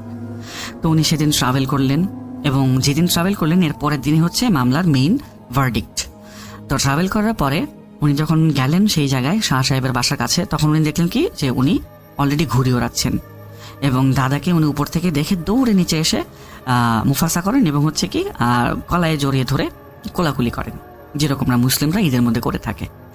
তো ওনার দাদাকে দেখে, মানে সুলেমান ভাইয়ের দাদাকে দেখে খুবই চিন্তিত মনে হচ্ছিল। এই কারণে শাহ সাহেব ওনাকে জিজ্ঞাসা করলেন যে কি ব্যাপার, তোমার এত চিন্তা কিসের? তোমার চেহারা তো দেখে মনে হচ্ছে অনেক চিন্তিত, তুমি আসো ভেতরে এসে বসো। তো ওনারা ভেতরে বসার পরে উনি শাহ সাহেবকে সবকিছু খুলে বললেন এবং এও বললেন যে শাহ সাহেব, আপনি তো জানি জিন বা জিন্নাত জাতি যারা আছে ওরা তো আপনার কথা শোনে, আপনি আল্লাহর একজন নেক বান্দা, আপনাকে কখনো পাপ কাজ করতে দেখি নাই, বা সবাই আপনাকে ভালো বলে, আল্লাহর একজন মুমিন বান্দা বলে। তো আপনি দয়া করে এমন কোনো কিছু একটা দোয়া করুন বা এমন একটা ওয়াজিফা আমাকে বলুন যেটার মাধ্যমে আমার ভাইটাকে আমি একটু বাঁচাই নিয়ে আসতে পারি ইনশাল্লাহ। তো শাহ সাহেব বললেন কি, কিছুটা মুখ গম্ভীর করলেন এবং বললেন কি যে ঠিক আছে, আমি আমার সাধ্যমতো চেষ্টা করব, বাকিটা মানুষের রিজিক, তারপর জীবন মৃত্যু, এগুলোর মালিক আল্লাহ, সবকিছু আল্লাহই ভালো জানেন, আমি দোয়া করব, আশা করি। এখন এরপরে কি হয় সেটা আল্লাহই ভালো জানবেন। এরপরে কি করলেন, ওনার দাদু সেখান থেকে চলে আসেন। তো পরের দিন যখন মামলা ট্রায়ালে যায়, ফাইনাল ট্রায়াল অর্থাৎ ভার্ডিক্টের ডেট, তখন জাজ কি করলো, 19টা লোক যারা ছিল, টোটাল 20 জনের মধ্যে থেকে 19 জনকে উনি মৃত্যুদণ্ড দিলেন এবং দাদার ভাইকে একেবারে নিঃশর্তে মুক্তি দিয়ে দিলেন, একদম নিঃশর্ত মুক্তি। তো ওখানে বসে থাকা বাকি সবাই তো অবাক যে এটা কেন, এরকম কেন হলো, সবার উপরেতে একই রকমের চার্জ, তাহলে একজনের এত তাড়াতাড়ি মুক্তি হয়ে গেল আর একজনের একজনের এত তাড়াতাড়ি মুক্তি আর বাকি 19 জনের এরকম অবস্থা কি কারণে হবে? তো তখন যেই ব্যক্তিটা ভার্ডিক্ট লেখে কোর্টের মধ্যে, ওই ব্যক্তিটাকে সবাই জিজ্ঞাসা করতে থাকে যে কি ব্যাপার, এরকম কেন হলো। উনি বলেন কি যে জাজ সাহেব শুরুতে গতকালকে রায় যখন লিখেছিলেন তখন উনি 20 জনের নামই লিখেছিলেন, কিন্তু আজকে সকালবেলা উনি নামগুলো চেঞ্জ করে এই একটা নাম বের করে দিয়েছেন এবং ওনাকে খুবই চিন্তিত দেখাচ্ছিল। মনে হচ্ছে যেন উনি নিজের ইচ্ছার বিরুদ্ধে কাজ করছেন এবং এই রায় লেখার পরেও নাকি উনি বেশ বিচলিতই ছিলেন। গেল ঘটনা, ওনার ভাই একেবারে নিঃশর্তে মুক্তি পেয়ে গেলেন। তো দাদা কি করলেন, ওই শাহ সাহেবকে অভিনন্দন জানাতে বা শুভেচ্ছা, ওনার কিছুটা গ্র্যাটিটিউড শো করার জন্য পরের দিন উনি আবার সেখানে যান। যদিও ওনার বাসায় খুবই একটা আনন্দের মহল ছিল তখন, কিন্তু বাকি 19 জনের যে পরিবার ছিল তাদের জন্য খুবই দুঃখজনক একটা ব্যাপার ছিল। কিন্তু তারপরেও যেহেতু ওনার কাজটা হয়েছে, সুতরাং দাদা কি করলেন, ওনাকে গ্র্যাটিটিউড শো করার জন্য মিষ্টি নিয়ে ওনার বাসায় আবার গেলেন আগ্রাতে। তো উনি তখন সেখানে গিয়ে দেখলেন যে হ্যাঁ, শাহ সাহেব এখনো ঘুড়ি উড়াচ্ছেন। তো উনি উপরের দিকে গেলেন, পেছন থেকে চিৎকার করে বললেন, শাহ সাহেব আপনি তো দোয়া করছেন, আল্লাহ আপনার দোয়া কবুল করে নিছে। শাহ সাহেব ঘুড়ির নাটাইটা রেখে ওনাকে বললেন কি যে দেখো, তোমার জন্য আমার অনেক কষ্ট করতে হয়েছে, আসলে সারা রাত তসবি গুনছি, সারাটা রাত এত তসবি গুনছি যে আমার হাতটা পর্যন্ত ব্যথা হয়ে গেছে আর তসবিটা পর্যন্ত ভেঙে গেছে, ছিঁড়ে গেছে। যাই হোক, তুমি কিন্তু আজকে খেয়ে যাবা। তো দাদা বললেন কি যে না শাহ সাহেব, আজকে আমাকে অনুমতি দেন, আমার বাসায় তো কাউকে বলে আসেনি যে আমি আজকে খেয়ে আসবো, সবাই চিন্তা করবে, আর 6:30টায় আমার ট্রেন আছে, তো সুতরাং আমাকে যেতে হবে। আর ইংরেজ আমল যেহেতু, ওরা টাইমের একেবারেই পাকাপোক্ত হয়, টাইম টু টাইম কাজ করে, 1 মিনিট লেট হলেও আসলে ওই টাইমে ট্রেন মিস হয়ে যেত দাদা। কিন্তু শাহ সাহেব কি করলেন, চিৎকার করে বললেন যে দেখো, আমি তোমাকে বললাম আজকে তোমাকে খেয়ে যেতে হবে, আর কোনো দ্বিতীয় কথা নাই এখানে। তো উনি চিন্তা করলেন যে যেই ব্যক্তি এতটুকু বড় একটা সাহায্য করলো, হেল্প করলো, তো ওনার কথা আসলে কিভাবে ফেলি, তো খেয়ে যাই। তো উনি বললেন কি যে আপনি ইয়াতে বসেন, তুমি এই দাওয়াখানায় বসো, আমি খাবার নিয়ে আসতেছি। তো উনি দাওয়াখানায় বসার 5 মিনিটের মধ্যে শাহ সাহেব কতগুলো প্লেট নিয়ে আসলেন খাবারের, অনেকগুলো সুন্দর সুন্দর খাবারের প্লেট। খাবার খাওয়ার পরে শাহ সাহেব দাদুকে বললেন যে এখন তোমাকে অনুমতি দিলাম, তুমি এখন যেতে পারো। মোটামুটি তখন প্রায় 6:30 বেজে গেছে, আর ট্রেনটা ছিল 6:30টার দিকেই। তো 6:30 বেজে যাওয়ার কারণে উনি চিন্তা করলেন ট্রেন তো ধরতে পারবো না, বাট তারপরও স্টেশনে চলে যাই, সেখানেই কোনো একটা কটেজ বা কোনো একটা রুম নিয়ে আমি আজকে রাতটা এখানে কাটাই দিব। তো উনি যখন স্টেশনে গেলেন, স্টেশনে তো কোনো ট্রেন নেই। উনি যখন রুম খুঁজতেছেন তখন দেখেন দূর থেকে একটা ট্রেন আসতেছে। উনি দেখলেন কি এটাই তো দিল্লিগামী ট্রেন, তাহলে এই ট্রেনে এত লেট করলো কি কারণে? তখন অলরেডি প্রায় 7টা বেজে গেছে। তো ট্রেন আসার পরে উনি দেখলেন কি ট্রেনের যে ইঞ্জিনের ড্রাইভার আছে, সেই ড্রাইভারটা হুম্বিতম্বি করে নামলো ট্রেন থেকে। নামার পরে ওনাকে বেশ বিচলিত দেখাচ্ছিল, কারণ ইংরেজদের আমল, তো 1 মিনিট লেট হলেও চাকরি চলে যায়, পুরো ক্রু বাদ করে দেয় মানুষ। তো ওখানে তার 1 ঘন্টা লেট, না জানি তার সাথে কি হয়। তো উনি কি করলেন, ড্রাইভারকে জিজ্ঞেস করলেন যে ড্রাইভার সাহেব, ট্রেনের এই অবস্থা কি কারণে, 1 ঘন্টা লেট কেন আজকে? উনি বললেন কি আর বলবেন না, 20-25 মিনিটে বাকি এই জায়গায় আসার জন্য। তখন ট্রেনটা হঠাৎ করে ব্রেক লেগে যায়, হ্যান্ড ব্রেকটা লেগে যায়, চেইনের যে ব্রেকটা আছে এই ব্রেকটা লেগে যায়। তো ব্রেকটা লাগার পরে আমাদের ইঞ্জিনিয়ার বা ট্রেনের যত ক্রু মেম্বার ছিল মেকানিক্যাল সবাই এখানে উপস্থিত, কিন্তু কারোরই হাতের কোনো কাজ হচ্ছিল না। ট্রেন কেন স্টপ হয়ে আছে কিছুই বুঝতে পারলাম না। 20-25 মিনিট পরে ট্রেন অটোমেটিকই স্টার্ট হয়ে গেল। তো এখন আমার কী হবে আমি জানি না, আমি ভেতরে যাই। তো এরপরে দাদা কী করলেন, ট্রেনে উঠে চলে আসলেন এবং উনি চিন্তা করলেন যে শাহ সাহেব হয়তো বা এমন কোনো মানুষ হতে পারেন যিনি জিনকে দিয়ে আসলেই কাজ করিয়ে থাকেন, কারণ উনি বিয়ে শাদী করেন নাই, উনি ওনার কাজের জন্য কারো কাছ থেকে 1 টাকা হাদিয়াও কখনো নেন নাই, বা হচ্ছে ওনার পরিবারে তো কেউ নেই, বা উনি কারো কাছ থেকে কোনো খাবার টাবারও গ্রহণ করতেন না। তাহলে ওনার দিন কিভাবে চলে? ওনার বাসায় গেলেই খাবার প্রস্তুত থাকে, সবসময় গরম খাবারের স্মেল বেরোতে থাকে, কিভাবে সম্ভব? দাদা চিন্তা করেন হয়তো বা জিন্নাত জাতীয় কোনো কিছু একটা তার সাথে অবশ্যই আছে, নেক জিন্নাত হতে পারে, বাকিটা আল্লাহই ভালো জানে, কারণ গায়েবী জিনিসের ইলম একমাত্র আল্লাহর কাছেই থাকে। যাই হোক, এবার 3 নম্বর ঘটনায় আসি। যখন সুলেমান ভাইয়ের দাদারা পাকিস্তানে চলে যান, দেশ ভাগ হওয়ার পরে, ইন্ডিয়া পাকিস্তান যখন ভাগ হয়ে যায় তখন তারা চলে যায়। তো ওইখানে যাওয়ার পরে পাকিস্তান থেকে কিছু হিন্দু পরিবার আছে, হিন্দু ভাইয়েরা, ওরা হচ্ছে ইন্ডিয়াতে চলে যায়, বা যে এরিয়াতে মুসলমানরা থাকতো ওখানের হিন্দু ভাইয়েরা চলে যেত হিন্দু এরিয়াতে, আর যে জায়গায় মুসলমান ভাইয়েরা থাকতো হিন্দু এরিয়াতে, ওই জায়গার মুসলমান ভাইয়েরা হিন্দু ভাইদেরকে ছেড়ে চলে আসতো, মানে এলাকা ভিত্তিক ভাগ হয়ে যেত। তো অনেকে বলে এই ঘটনাটা, যেটা আসলে আমি এখন বলছি এটা দাদা আসলে শুনেছিলেন, আসলে শুনে থাকার কারণে এটার সত্যতা টোটালি উনি আমাকে বলেননি যে এটা টোটালি সত্যি বা হচ্ছে সত্যতা উনি আমাকে মানে প্রমাণ দিতে পারেননি কোনো। তারপরে উনি আমাকে বলেছেন, এই কারণে আমি আপনাদের সামনে উপস্থাপন করছি। উনি বলেন কি তৎকালীন হিন্দু ভাইরা যারা ওখান থেকে চলে যায়, তারা তাদের যে ধন সম্পদগুলো নিয়ে যাওয়ার এগুলো তো নিয়ে যেতই, আর বাকি যে ধন সম্পদগুলি থাকতো সেগুলো মাটিতে গর্ত করে পুঁতে রাখতো, এবং উপরে একটা সাপ মাটির মতো করে বানিয়ে সেটা পুঁতে রাখতো। এবং ওনারা মনে করতেন যে যদি কেউ এই সম্পদ চুরি করতে চায় তাহলে এই সাপটা হয়তো বা মানে জীবন্ত হয়ে প্রতিশোধ নেবে বা চুরি করতে দেবে না, কারণ ওই সাপগুলি উপরে আসলে ওনারা বিভিন্ন ধরনের পূজার অর্চনা আসলে করে থাকতেন, এটা ওনাদের বিশ্বাস ছিল, হিন্দু ভাইদের বিশ্বাস। তো এই ঘটনার পরে যখন ওখানে মুসলমান পরিবাররা থাকতে শুরু করে, তখন জানা যায় কি একটা পরিবারের সাথে প্রথমে এরকম হয় যে স্বপ্ন দেখা, একটা সাপ তাদেরকে স্বপ্ন দেখা যে তোমরা যদি তোমাদের বাচ্চাকে আমাকে দিয়ে দাও তাহলে এখানে যত বেসুমার সম্পত্তি আছে সব তোমাদেরকে দেওয়া হবে। তো সব পরিবারে আসলে স্বীকার করে না এই জিনিসটা, কারণ কেউই তো কারো বাচ্চা দিতে চাইবে না। তো একটা পরিবার কি করে, ওই সাপের কথাটা মেনে নেয়, মেনে নেওয়ার পরে নিজের বাচ্চাটাকে নাকি তারা দেয়। তো হঠাৎ করে সেই পরিবারটা রাতারাতি যেন কিরকম বড় লোক হয়ে গেল আর ধনী হয়ে গেল, একেবারে আঙুল ফুলে কলা গাছের মতো অবস্থা। কেউ যখন তাদেরকে জিজ্ঞাসা করতে যে তোমার বাচ্চাটা কোথায়, তখন ওনারা বলতো কি শহরে পড়তে চলে গেছে। তো এটা ছিল 3য় ঘটনা, বাট এই ঘটনাটা আসলে কতটুকু সত্যি সেটা উপরের আল্লাহ আছে, উনিই ভালো জানেন, শোনা কথা এটা আসলে। কিন্তু দাদা একটা জিনিস দেখেছিলেন, ওই পরিবারের সাথে দাদার দেখা হয়েছিল আসলে, যেই পরিবারটি সেই সাপের শর্তটা মঞ্জুর করেছিল তার সাথে তাদের সাথে দেখা হয়েছিল, এবং তাদের বাচ্চাকে এরপরে কখনোই দেখা যায় নাই। ইভেন সুলেমান ভাইয়ের দাদা বাবা কেউই দেখতে পারে নাই। তো এই ছিল আসলে 3টা ঘটনা সুলেমান ভাই ওনার দাদার জবানে আমাকে শেয়ার করেছেন।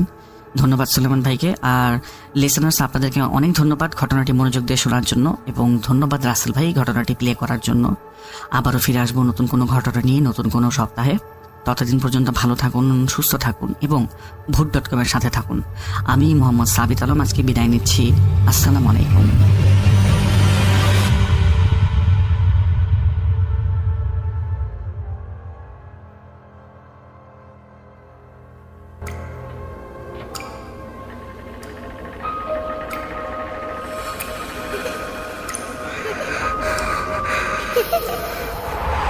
লুকোচুরি খেলবে? লুকোচুরি তুমি লুকাও, আমি ঠিকই তোমাকে খুঁজে পাবো।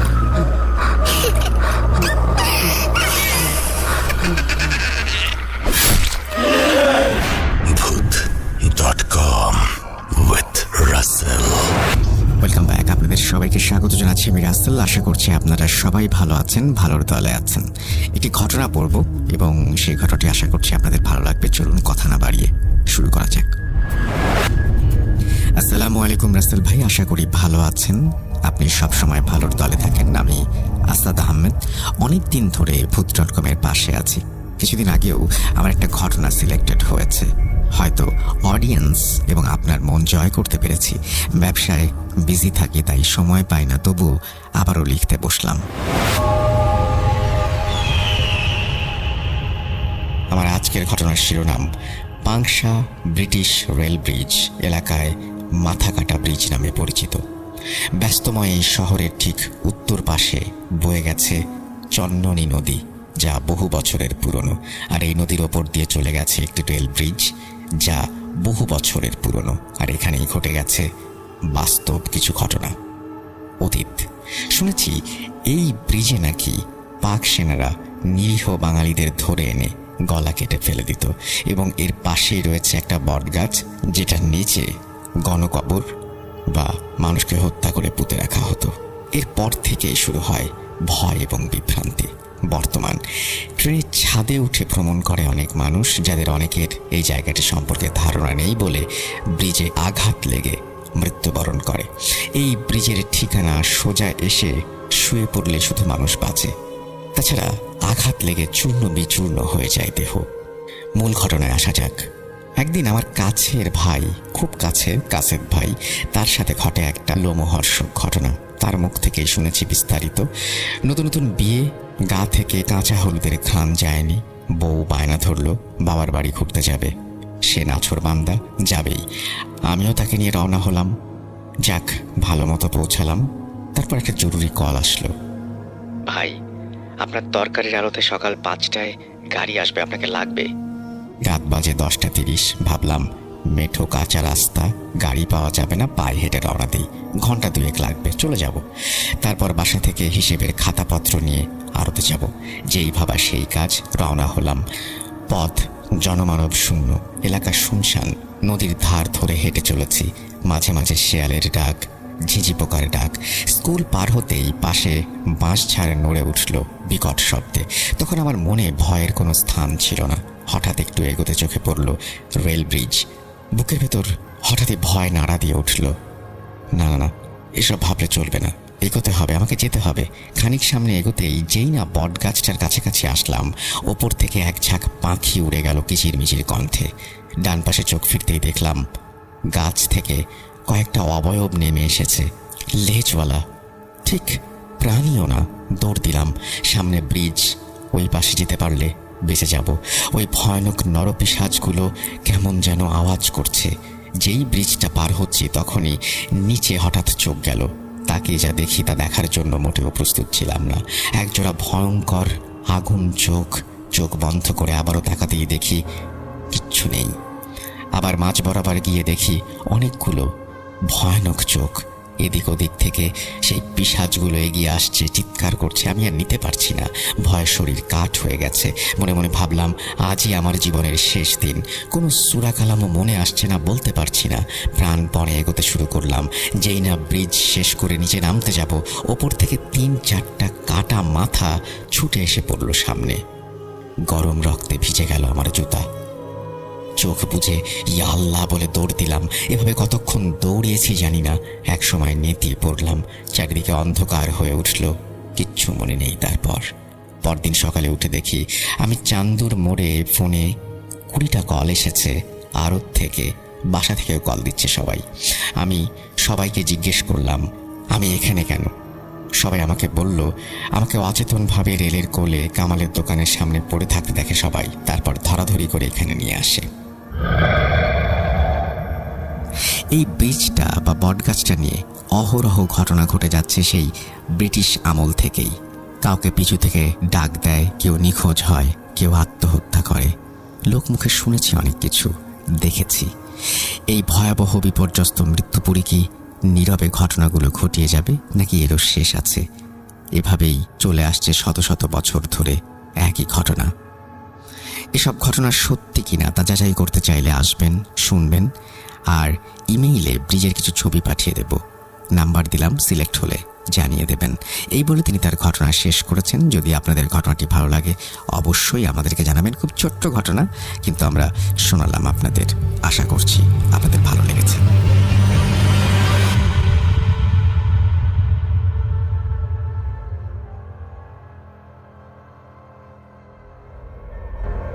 Spirit, be here with me.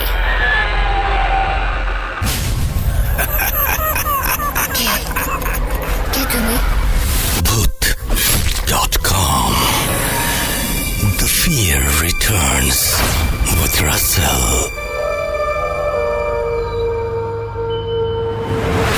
আরও একবার আপনাদের সবাইকে স্বাগত জানাচ্ছি আমি রাসেল। আশা করছি আপনারা সবাই ভালো আছেন এবং ভালোর দলে আছেন। কেমন লাগলো অডিও ক্লিপটি আমাদের অবশ্যই জানাবেন। আমরা চলে যাব আমাদের পরবর্তী অডিও ক্লিপে। আশা করছি এটাও আপনাদের ভালো লাগবে। কথা না বাড়িয়ে চলুন শুরু করা যাক।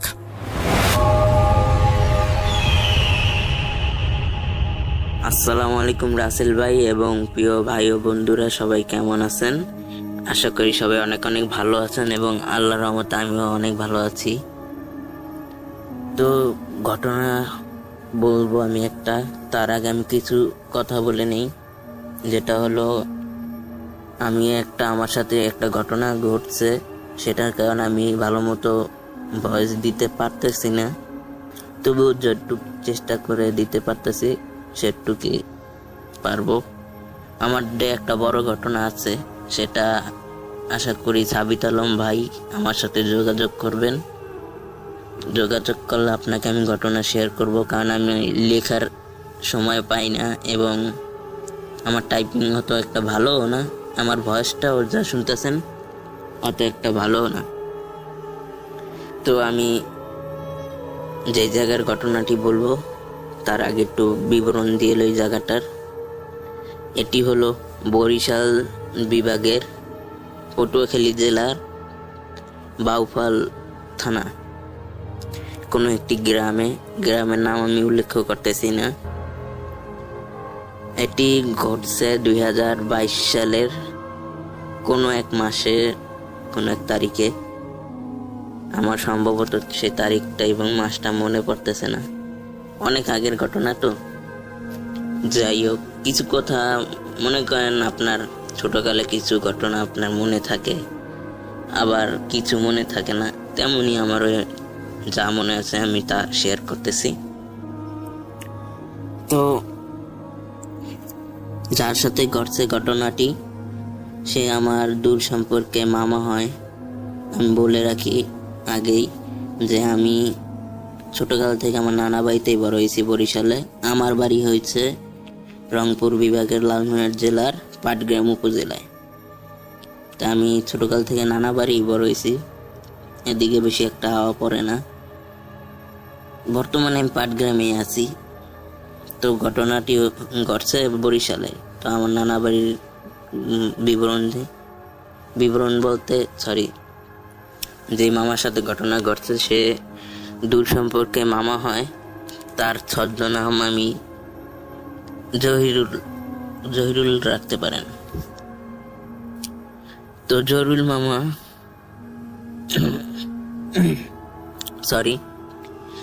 মামা আপনারা জেনে থাকবেন, যারা খেতে গরু ঘাস খাওয়াইতে নিয়ে যায় তারা কিন্তু প্রতিদিন দুপুরে করে গরুকে পানি খাওয়ানোর জন্য বালতিতে করে ফ্যান বা পানিতে লবণ মিশিয়ে নিয়ে যায় গরুরে খাওয়ানোর জন্য। ঠিক তেমনই জহিরুল মামা একদিন দুপুরে গেল গরুরে পানি খাওয়াইতে। সেই যে গেল, দুপুর থেকে সন্ধ্যা হয়ে গেল, এখন পর্যন্ত ফিরল না। তো দেখতে দেখতে তার বাপে খেতে গেল, যে দেখলো গরুটি তেমনই আছে, জায়গা আছে, বালতিও তেমনই আছে, কিন্তু তাকে আর খুঁজে পাওয়া যাচ্ছে না।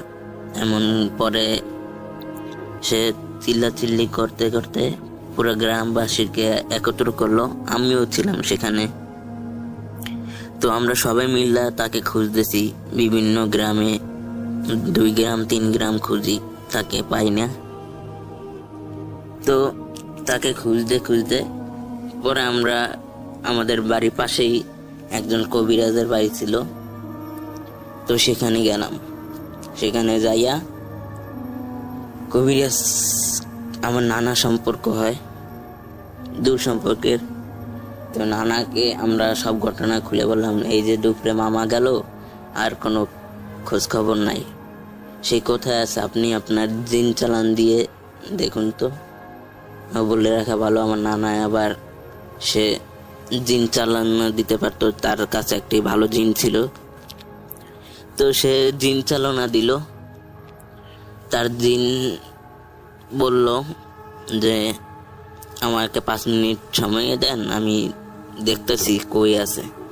সেও আমাদেরকে এই কথাই বলল যে 5 মিনিট সময় দাও, তারপর আমরা বলতেছি কোথায় আছে জিন তোমার মামা। তো পরে 5 মিনিট পর কবিরাজ জানাইলো যে তাকে নিয়ে যাওয়া হয়েছে যে জায়গায়, সেই জায়গার নাম আমি বলতে পারবো, ওই জায়গায় সমস্যা নাই। তবে কবিরাজ যেইভাবে বলছে আমি কবিরাজের ভাষায় বলতেছি। তোমার মামা দুপুরে গেছিল পানি খাওয়াইতে, সাথেই ছিল একটি ক্ষেতের মাঝখানে 2টি খেজুর গাছ ছিল। তো সেই জায়গা দিয়ে যাওয়ার সময় তোমার মামা খেজুর গাছের গোড়ায় 1 নাম্বার করতে বসছিল। তো তখন জিনটি রেগে যায়, জিনটি সেই গাছে আবার ছিল। তো জিনটি দেখে তার গাছের উপরে প্রস্রাব করতেছে, তখন জিনটি রেগে যায়। রেগে যেয়ে পরে আমার মামাকে ভর করে তোমার মামাকে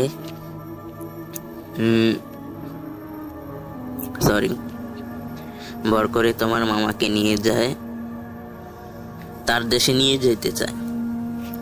তাই সে তোমার মামাকে ভর করে সে রওনা দেয় আমার মামা আবার মনে করেন তার জিন তার উপরে ভর করছে না, তো হেঁটে হেঁটে যাচ্ছে। কোন জায়গায় যাচ্ছে কবিরাজ সব আমাদেরকে বলে দিতেছে। কয় তোমরা দেখবা এই গ্রাম থেকে 3 গ্রাম আগে, সে বেশি দূর নিতে পারে নাই জিনটি আমার মামাকে। 3 গ্রাম আগে দাসপাড়া নামে একটি জায়গা, সেটি আপনার পটুয়াখালী যারা আছেন তারা চেনবেন।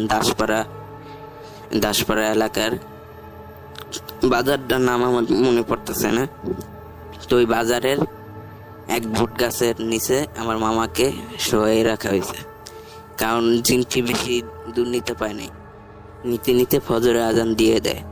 সেই কারণে আমার মামা তাকে ওই গাছে শোয়াই রাখছে। আবার মনে করেন রাত হইলে আবার জিনটি তাকে আবার নেওয়া শুরু করবে, তার দেশে নিয়ে যাবে।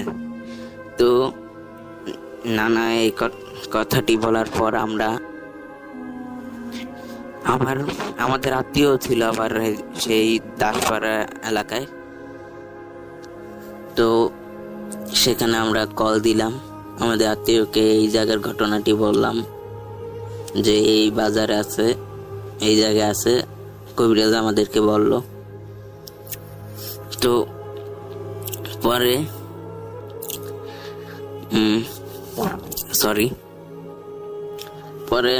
হেরা গেল, খোঁজ দেখলো এই বট গাছের এই জায়গা আছে নাকি। তো যাই দেখে তারা মামায় সেখানেই শুয়ে আছে, তার কোমরে একটি গামছা বাঁধা ছিল, আর খালি বলতে তার স্যান্ডেল গেঞ্জি ছিল গায়ে এবং একটি লুঙ্গি পরা ছিল।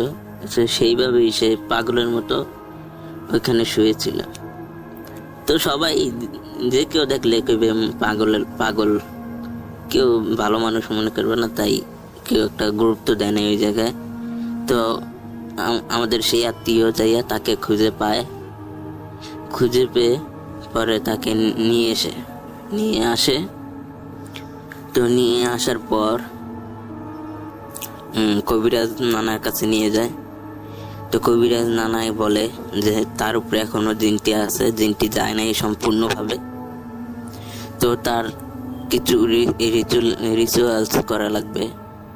সরি রাসেল ভাই, আমার ভয়েস দিতে কষ্ট হয়, তবুও আমি চেষ্টা করতেছি ভালো মতো দেওয়ার জন্য। স্পষ্ট আমি বলতে পারতেছি না, কারণ একটি আমার সাথে ঘটনা ঘটছে, সেই কারণে ভালো মতো কথা বলতে পারতেছি না। তো যাই হোক, পরে রিচুয়ালস শুরু করে আমাদেরকে বলে তোমরা বিভিন্ন সামগ্রী আনো। প্রথমত 2টি একজোড়া ডাব আনতে বলে। তারপর তোমার লাল কালারের গামছা আনতে বলে এবং একটি মাটির হাঁড়ি আনতে বলে এবং তারপর নতুন লুঙ্গি, তারপর একটি গেঞ্জি আনতে বলে। তাকে ওই গোসল করানোর পর তাকে গোসল করাবে ক্ষেতের মাঝখানে নিয়ে, যে জায়গায় তার সাথে ওই ঘটনাটি ঘটছে রাত্রে। তাই 2টি, একটি লুঙ্গি, একটি জামা এবং একটি গামছা আনতে বলে এবং সাথে 1 জোড়া মোরগ আনতে বলে। মুরগি হইলে চলবে না, মোরগই লাগবে। তো আমরা আরো কিছু বলে, সেগুলোর নাম আমার মনে পড়তেছে না, কালিজিরা, তারপর আরো কিছু আছে 2-3টা আইটেম, সেটি আমরা মনে পড়তেছে না। যাই হোক, আমরা আইনা কবিরাজ নানাকে দেই।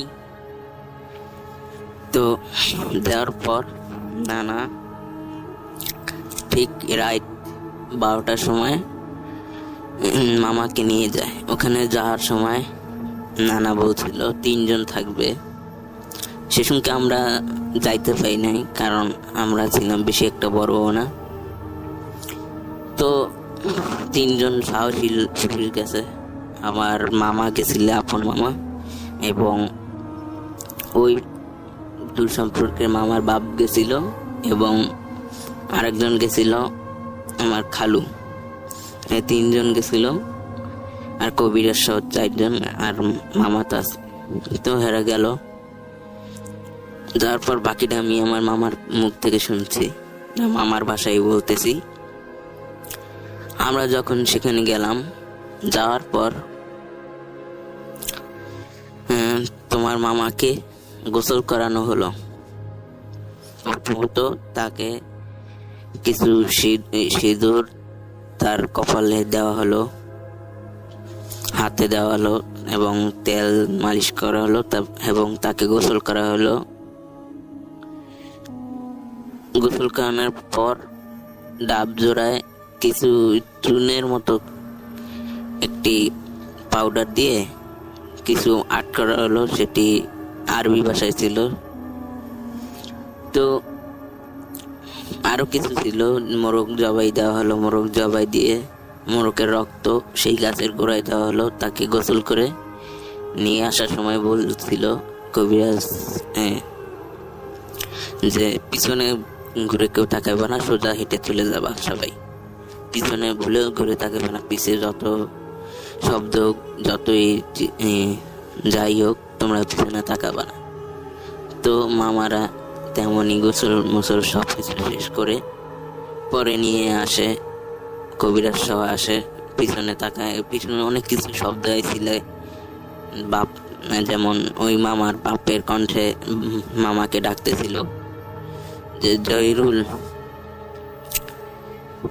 যাই হোক, অনেক কিছু বলছে, সেগুলা আমি বলতেছি না, ঘটনাটি বড় হয়ে যাচ্ছে। তো আনার পর মামা সুস্থ হয়ে গেল, ভালো। তো ওই নানার আরো একটি ঘটনা আছে, তাই নানা কবিরাজ, সেটি আমার নিজের চোখে দেখা। তো এই ঘটনাটি সিলেক্টেড হলে ওই ঘটনাটি আমি শেয়ার করব। এই ছিল আমার ঘটনা। আর আমার জানা বা আমার সাথে ঘটে যাওয়া আমার জানা কিছু ঘটনা আছে। এবং রাসেল ভাই, আপনি কিছুদিন কয় নাম্বার এপিসোডে আপনি বলছিলেন ঘুম নিয়ে কিছু ঘটনা শেয়ার করার জন্য। সেই সময় আমি সময় পাই নাই, তাই ঘুম নিয়ে কিছু ঘটনা বলতে পাই নাই। ঘুমের ভিতরে স্বপ্ন দেখা, বাস্তব হওয়া, এরকম আমার কিছু ঘটনা আছে এবং আরো কিছু ঘটনা আছে। এবং আমার সাথে বড় ধরনের একটি ঘটনা আছে, যে কারণে আমি সম্পূর্ণভাবে ভয়েসে স্পষ্টভাবে বলতে পারতাছি না। এবং লেখারও টাইপিং আমার একটা ভালো না, লেখার সময় পাই না এবং টাইপিংও ভালো না। তাই আমি চাইবো যে সাবিত আলম ভাই আমার সাথে যোগাযোগ করে তার কাছে আমি ঘটনা আস্তে আস্তে ভাবে বলবো, সে লিখে আপনাকে পাঠিয়ে দেবে। তো আজকের মতো বিদায় নিচ্ছি, ভালো থাকবেন সবাই, আল্লাহ হাফেজ।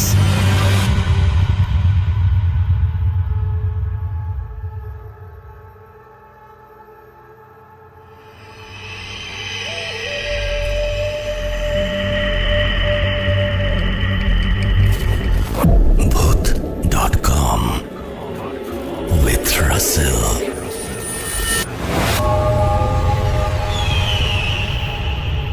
আসসালামু আলাইকুম রাসেল ভাই এবং প্রিয় ভাই ও বন্ধুরা, সবাই কেমন আছেন? আশা করি সবাই অনেক অনেক ভালো আছেন এবং আল্লাহর রহমতে আমি অনেক ভালো আছি। তো আজকে যে ঘটনাটি বলবো সেটি পাটগ্রামে ঘটে যাওয়া। তো পাটগ্রাম কোন জায়গায়, আমি তার আগে পুরো এলাকার বর্ণনা দিতেছি। এটি রংপুর বিভাগের লালমনিরহাট জেলার পাটগ্রাম থানা এবং উপজেলা সাথেই। তো এই জায়গারই যারা পাটগ্রামে আছেন, রবার্ট ড্যাম ব্রিজ সম্পর্কে অনেক ঘটনাই আছে, জানেন।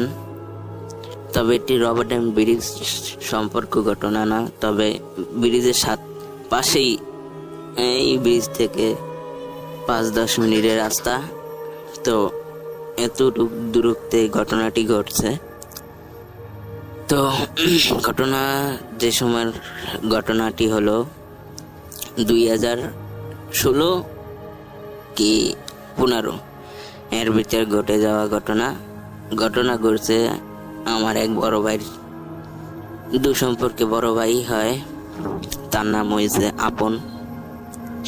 তো আপন ভাইয়ের সাথে একটি ঘটনা ঘটছে, যেটি যারা পাটগ্রামে আছেন তারা রবার্ট ড্যাম আওয়ার আগে, আন্তর্জেলা মোড় দিয়ে আওয়ার আগে ঢোকার পর এখানে একটি স্কুল বাজে। সেই সময় স্কুলটি ছিল, তবে অত একটু উন্নত ছিল না, আর ওই জায়গাগুলো সব জঙ্গল ছিল, তখন বাড়িঘর বেশি একটা ছিল না। তো এখন বাড়িঘর ভরপুর আছে, এখন আর সমস্যা নাই, তখন বাড়িঘর ছিল না। তো আমার বড় ভাই, আপন ভাই, ওনার বাসাতে আমি বলতেছি। এখন আমি সম্ভবত আমি বাজারে গেছিলাম, প্রতিদিনই আমি বাজারে যাই। তো আজকে নতুন না, আজকে আমি বাজারে গেছিলাম। তো ফিরতে ফিরতে রাত 9টা কি 10টা বেজে যায়, সম্ভবত 10টাই হবে। আর তখনকার সময় রাত 10টা অনেক রাত, তখন তো বেশি একটা ছিল না, তখন গ্রামে রাত অনেক রাত। তো তেমনি আমি বাজারে গেছিলাম। তো ফিরতে ফিরতে রাত 10টা বেজে যায়। তো আমি বরাবরের মতোই রাস্তা দিয়ে হাইটাছি। তো আমাদের এদিকে তো তুমি জানোই রিফাত, যে আমাদের এদিকে বাঁশ বাড়ি অনেক আছে। তো রাস্তা দিয়ে আমি হাইটাইতেছি, তখন পাকা ছিল না, এখন পাকাও না, এখন খোয়া পালাইছে। তো তখন কাঁচা রাস্তা ছিল। তো আমি রাস্তা দিয়ে হাইটাইতেছি, দেখলাম বাঁশ দুই সাইডে, দুই বাঁশ, অনেকগুলা বাঁশ নুয়ে রাস্তা আটকে রাখছে। তো আমি কিছু ঘটনা আগে শুনছি এই জায়গার, যে অনেক কিছু হয়েছে। তো আমি একটু ভয়ও পাইছি, আবার মনে সাহস নিয়ে আয়াতুল করছি, তারপর সূরা যা পারি তা পড়ছি। পড়ার সাথে সাথে বাস আবার নিজের জায়গায় দাঁড়াই গেল নুয়া থেকে। পরে আমি হাইটে যাইতেছি, পরে এই বাস সাপ হয়ে গেছে। তারপর আমি হাইটে যাইতেছি, সামনে আগাইতেছি, ভয়ও করতেছে। আবার কি কোন বাড়ি তো এই 3-4 মিনিট হাইটে গেলে পাওয়া যাবে, চিল্লেই কেউ শোনে না। অনেক ডাকাডাকি করি, কেউই শোনে না, আশেপাশে লাগছে কেউই নেই। আর তখনকার সময় আশেপাশে বাড়িও ছিল না। তো একটু সামনে যাওয়ার পর দেখি একটা সাদা কাপড়ে কেমন জানি লাশের মতো কফিনে মোড়ানো রাস্তার মাঝখানে পড়ে আছে। তো আমি দেখে ভয় পাইয়া তারপর আবারও সুরা পড়া শুরু করি। কি করব, সামনে তো আমার যাইতে হবে, পিছে ঘুরে যাওয়ার কোনো অপশন নাই। আবারও সুরা পড়া শুরু করি, দেখি হুট করে কফিনটি হাওয়া হয়ে গেল চোখের পলকে। তো চোখে এক পলক ফেলতে না ফেলতে লাশটি হাওয়া হয়ে গেল। তো তারপর আমি সামনে যাইতেছি, যাওয়ার পথে আমার কেমন জানি অনুভব হইতেছে যে আমি একা না, আমার পিছনে কেউ আসতেছে আমার পিছে পিছে। আমি একটি ছায়া আমার সামনে দেখতেছি। চাঁদনি রাত ছিল তখন, সম্ভবত, এটা বলতে আমার ভুলে গেছি।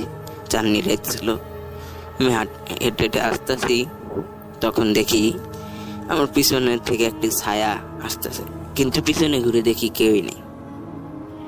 আমি খুব একটা ভয় পেয়ে গেছি, কি করব। এবার আমার শরীরে বেশি একটা শক্তিও নাই যে আমি দৌড় দিব না কি করব। তেমনি যাইতে যাইতে আমি কতক্ষণ জানি না, কতক্ষণ ওই জায়গাতেই দাঁড়াইছি। কতক্ষণ হয়েছে জানি না, মনে পড়তেছে না। আমার হুশ ফেরে ফজরে আজান দেওয়ার সময়। স্যার রাসেল ভাই, আমার কাছে একটা প্রশ্ন। সে ওই রাস্তা দিয়ে যাইতেছিল রাত 10টা বাজে। তারপর সে ওখানে দাঁড়ালো, তারপর আর মনে নাই তাই কতটা সময় পার হয়ে গেল সে দাঁড়িয়েছিল, তার নিজেরও কোনো হুঁশ নেই। তার হুঁশ ফেললো ফজর আজানের সময়। তখনই সে সেন্স ফেরার পর দিল একটা দৌড় দিয়ে বাসায় গেল। বাসায় যাই তারপর তার বাপ মায়ের বললো এই ঘটনা, যে আমার সাথে এই ঘটনা হয়েছে। তো তারপর কি করলো, তার বাপ মা পাশের মসজিদ আছে, মনে করেন 10 মিনিট হেঁটে গেলে বাজে। তো ইমাম সাহেবের কাছে গেল, যে পড়া পানি নিল। তারপর ইমাম সাহেব বিভিন্ন সূরা পড়ে ফুমু দিয়ে শরীর করে দিল, তাবিজ দিল। তারপর আল্লাহর রহমতে 3 দিন জ্বর ছিল। জ্বর থাকার পর আল্লাহর রহমতে এখন সুস্থ আছে। এখন সেই জায়গাতে এখন বাড়িঘর সবই আছে, তবে এখনো কিছু ঘটনা আছে এই ওই জায়গায় না, রাবার ড্যাম ব্রিজ সম্পর্কে কিছু ঘটনা আছে, যেটি এলাকাবাসী কিছু লোক জানে, কিছু লোক জানে না। যারা পাটগ্রাম আছে তারা কিছু জানবেন যে পাটগ্রামে সাদা একটি ছায়া দেখা যায় ওই রাবার ড্যাম ব্রিজের ওইখানে। তো আমাদের ওই রাবার ড্যাম ব্রিজ থেকে আমাদের বাড়ি হয়েছে 10 মিনিটের রাস্তা। এই 10 মিনিটের রাস্তার মাঝামাঝি কিছু ঘটনা আছে, সেটি আমি সময় পেলে শেয়ার করব। তো রাসেল ভাই, এই ছিল আমার ঘটনা। তো আমার নাম জিসান, ছদ্মনাম। তো ঘটনাটি ভালো লাগলে শেয়ার করবেন, এবং আমার সাথে আরও ঘটনা আছে, আমি আস্তে আস্তে সব শেয়ার করব। তো আজকের ঘটনা এই পর্যন্তই ছিল। বিশ্বাস করা না করা আপনাদের ব্যাপার, আমি বলতে চাই। তবে রাসেল ভাই, আপনি যদি ঘটনার সত্যতা জানতে চান তাহলে আমার সাথে যোগাযোগ করবেন, আমি জায়গাটি দেখাবো। এবং আমার সাথে, আমি জানি যে ঘটনাগুলা এই রাবার ড্যাম ব্রিজ থেকে আমাদের বাড়ির মাঝামাঝি, এই ঘটনার কিছু স্পটও আমি পিক তুলে পাঠাবো, ফেসবুক পেজে শেয়ার করব। তো আসসালামু আলাইকুম রাসেল ভাই, ভালো থাকেন, আল্লাহ হাফেজ।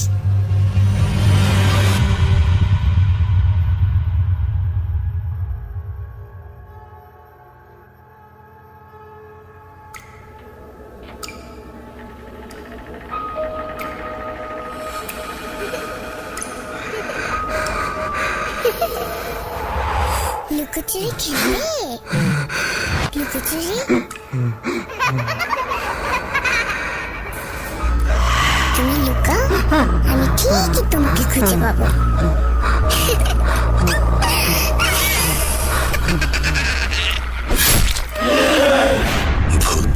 Voot.com with Russell. আপনাদের সবাইকে আরও একবার আমন্ত্রণ জানাই ভূত.com-এ। আমরা চলে যাব আমাদের পরবর্তী অডিও ক্লিপে। আশা করছি এই অডিও ক্লিপটিও আপনাদের ভালো লাগবে। যদি ভালো লাগে অবশ্যই আমাদের জানিয়ে দেবেন। আমরা কথা না বাড়িয়ে সরাসরি চলে যাচ্ছি ঘটনায়।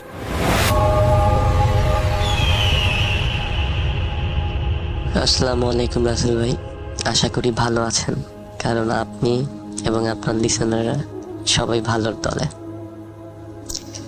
আমি মোহাম্মদ জহিরুল ইসলাম, আমার বাসা পিরোজপুর জেলার ভান্ডারিয়া থানায়। আজকের আমি যে ঘটনাটি শেয়ার করতে চাচ্ছি, এই ঘটনাটি আমার মায়ের পরিবার বলতে আমার নানা বাড়ির পরিবার এবং ওই অঞ্চলের মানুষদের সাথে ঘটে যাওয়া ঘটনা।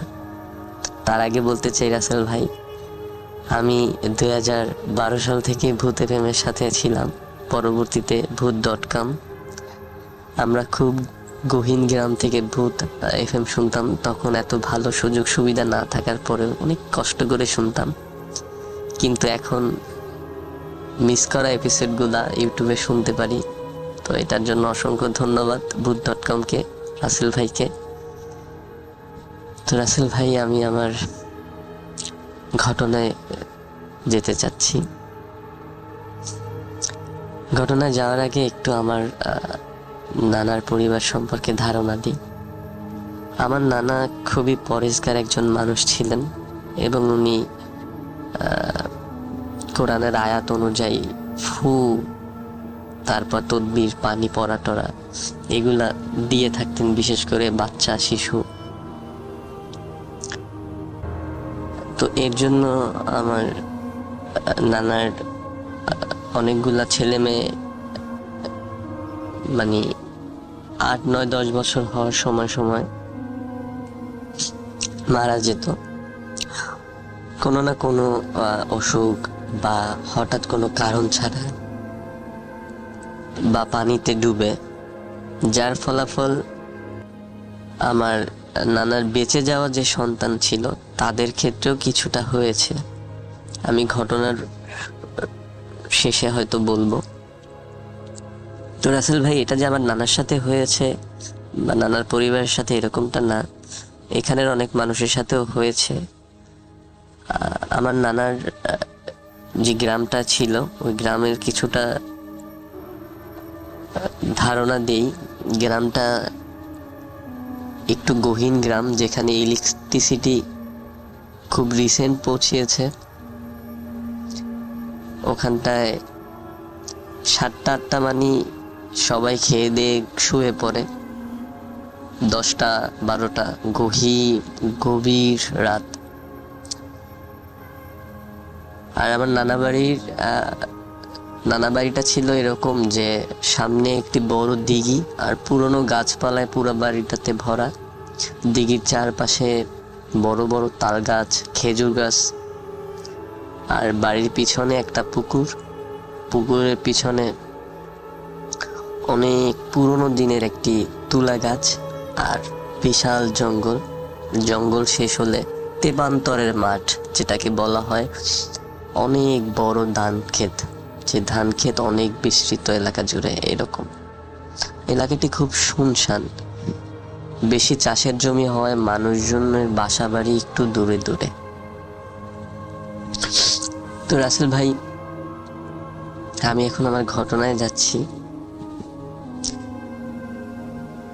আমার নানার যে এলাকাটাতে বিশুদ্ধ পানির কোনো ব্যবস্থা নেই এখনো। কোনো টিউবওয়েল বসে না, কারণ টিউবওয়েল পানির কল বসলে লবণ পানি ওঠে, তাই দূর থেকে বিশুদ্ধ পানি সংগ্রহ করতে হয়। তো একদিন সন্ধ্যাবেলা আমার মা দূরের একটা মাদ্রাসা টিউবওয়েল থেকে খাবার পানি কলস করে নিয়ে বাড়ির উদ্দেশ্যে রওনা হয়। তো বাড়ির খানিকটা কাছাকাছি আসার সময় আম্মা উপলব্ধি করলো যে আম্মার পিছনে কেউ একজন হাঁটছে। তো আম্মা মনে করলো হয়তো পিছনে কেউ আসতেছে। তো আম্মা যখন পিছনে তাকালো, আম্মা খেয়াল করলো পিছনে কেউ নেই, বা মনে হলো এক দৌড় দিয়ে কেউ সরে গেছে, এরকম একটা কিছু, একটা বাতাস, একটা অদ্ভুত যে একটা কিছু, এটা আম্মা উপলব্ধি করছে। তা আম্মা যেহেতু কাউকে দেখে নাই, তা আম্মা একটু ভয় পেয়েও তাড়াতাড়ি করে বাড়ির দিকে হাঁটা শুরু করলো, ভারী কলস। হ্যাঁ, তো আম্মা সূরা কালাম পড়ে হাঁটা শুরু করলো। তা আম্মা খেয়াল করতেছিল যে আম্মা যতবারই সূরা কালাম পড়তেছে ভুলে যাচ্ছে সূরা কালাম, এরকম একটা অবস্থা। তা আম্মা এভাবে হাঁটা শুরু করতে করতে হঠাৎ করে খেয়াল করলো যে আম্মার পিছন থেকে একটা ছাগল, কালো একটা ছাগল এক দৌড় দিয়ে আম্মার সামনে থেকে আম্মাকে ক্রস করে সামনে উঠলো। তা আম্মা ছাগলটা দেখে নর্মালি ভাবলো যে ছাগল আসতেই পারে, কিন্তু যখন চোখের পলকে দেখলো ছাগলটি নেই, তখন আম্মা ভীষণ ভয় পেয়ে যায়। তো ভীষণ ভয় পেয়ে আম্মা যে দৌড় দেওয়ার চেষ্টা করতেছে, আম্মার পা আর চলতেছিল না। আম্মার যখন আর পা চলে না, আম্মা খেয়াল করতেছে আম্মার সামনে বিশাল একটা মহিষ, যে মহিষটার মাথা নেই।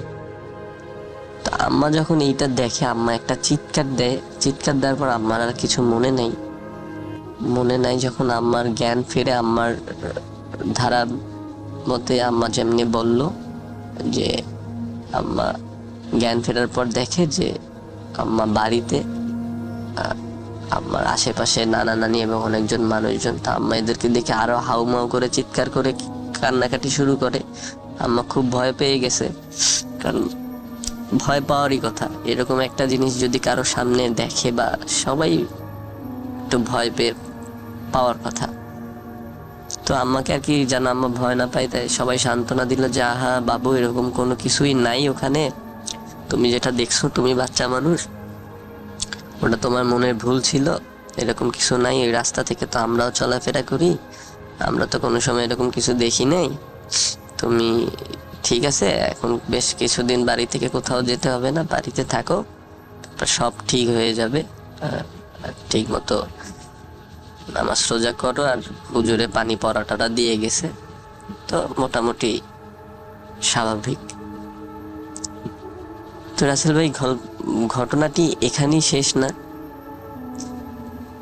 এর মধ্যে এরকম হওয়ার বেশ কিছু দিন যেতে না যেতেই আমার ভাই, চাচাতো ভাই, যিনি কিনা হচ্ছে যে মাদ্রাসা থেকে আম্মা পানি সংগ্রহ করতে গিয়েছিলেন, ওই মাদ্রাসার শিক্ষক, তো ওনার ছোট ছেলের নাম আব্দুল্লাহ, বয়স 7 কি 8 বছর হবে তখন।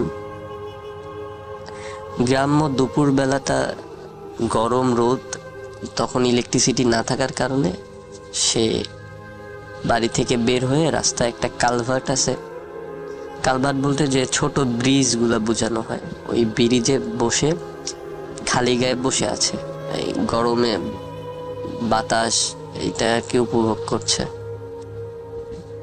তো এমনি এলাকাটা একটু ঝমঝমে পরিবেশ, সবসময় শান্ত থাকে। সে খেয়াল করলো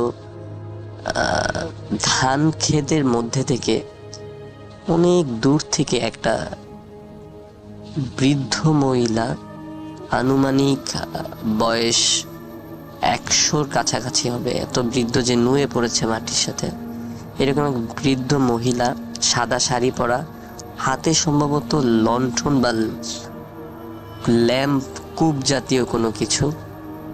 তো এরকম কিছু নিয়ে দুপুরের সময় ধান ক্ষেতের মধ্যে থেকে ওর দিকে এত দ্রুত আসলো, আসার পরে 2 হাত দিয়ে ওর কান চেপে ধরল। চেপে ধরার পর ওর আর কোনো কিছু মনে নেই। তো গ্রাম্য মানুষজন পরবর্তীতে ওখান থেকে যাওয়ার পথে ওর এই অবস্থা দেখে ওকে বাড়িতে নিয়ে যায়। নিয়ে গিয়ে যখন ওর জ্ঞান ফিরল, জ্ঞান ফেরার পর আর সবাই দেখলো যে ওর ঘাড়টা বাঁকা হয়ে গেছে, সম্ভবত কেউ ঘাড় মটকে দিলে যেরকম হয়, আমরা ছোটবেলায় বিভিন্ন মুভি টুভি ভূতের এরকম কোনো সিনে যেরকমটা দেখে থাকি যে ঘাড় মটকে দেয়, ঠিক ওই রকমই ওর ঘাড়টা কে যেন মটকে দিছে। তো ওর এমন করুণ অবস্থা হয় যে ও চলাফেরা করতে পারতো না, কথা বলতে পারতো না, শুধু চোখ দিয়ে ভ্যালভ্যালিয়ে তাকিয়ে থাকতো। তো অনেক ওঝা, কবিরাজ, ডাক্তার সবকিছু দেখানোর পরেও ব্যর্থ। ও সুস্থ হয়নি। প্রায় 4 বছর এরকম অতিবাহিত হওয়ার পরে আল্লাহর অশেষ রহমতে এক হুজুরের তদবিরে ও সুস্থ হয়, স্বাভাবিক জীবনযাপনে ফিরে আসে। তো তখনও জানায় যে তখনও বাচ্চা থাকার কারণে এতটা উপলব্ধি করতে পারেনি যে একটা বৃদ্ধ মহিলা এত দ্রুত কিভাবে ওর দিকে হেঁটে আসলো আর ওর 2 হাত দিয়ে ওর কান চেপে ধরলো। ঠান্ডা হাত, যেন বরফের মতো ঠান্ডা হাত ছিল ওনার। তারপর ওর আর কিছু মনে ছিল না।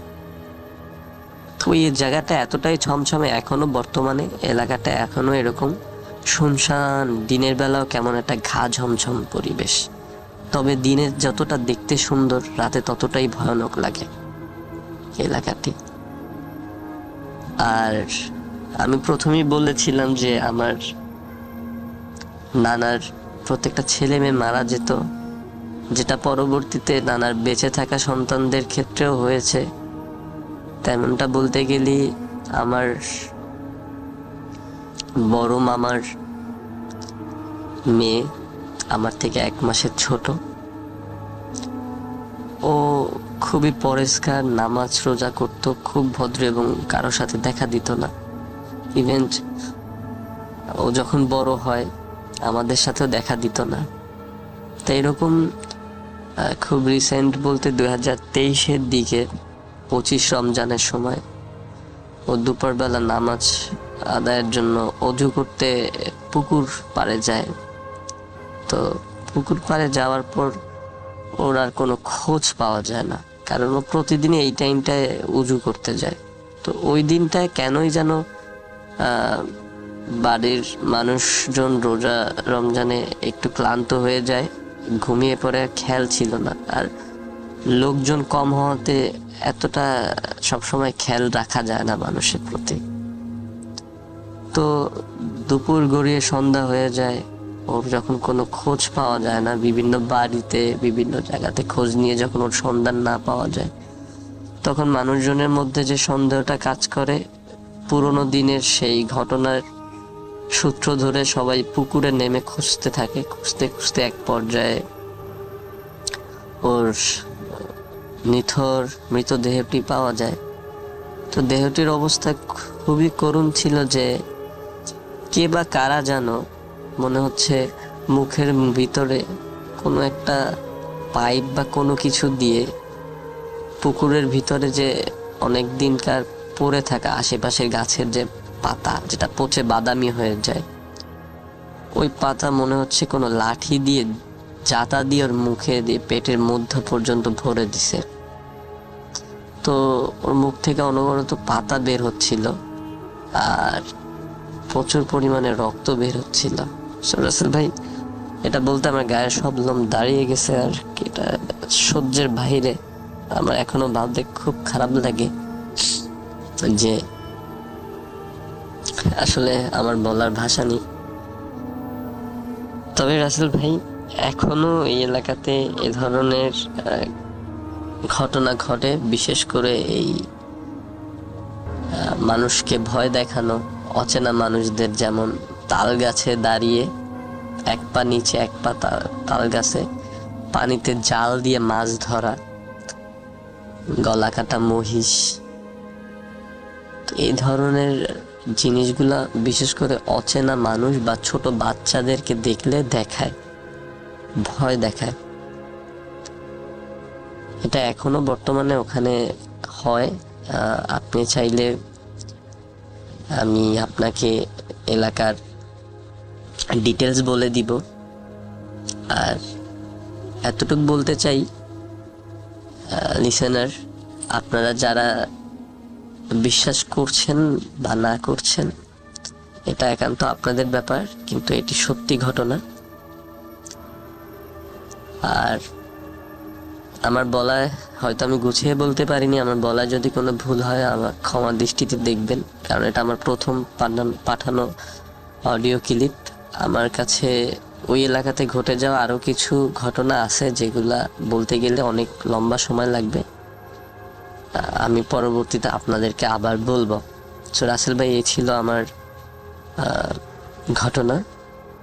আমার জন্য দোয়া করবেন, আর আপনার ভূত.com এবং ভূত.com সাথে থাকা সকল লিসেনারদের জন্য শুভকামনা রইল।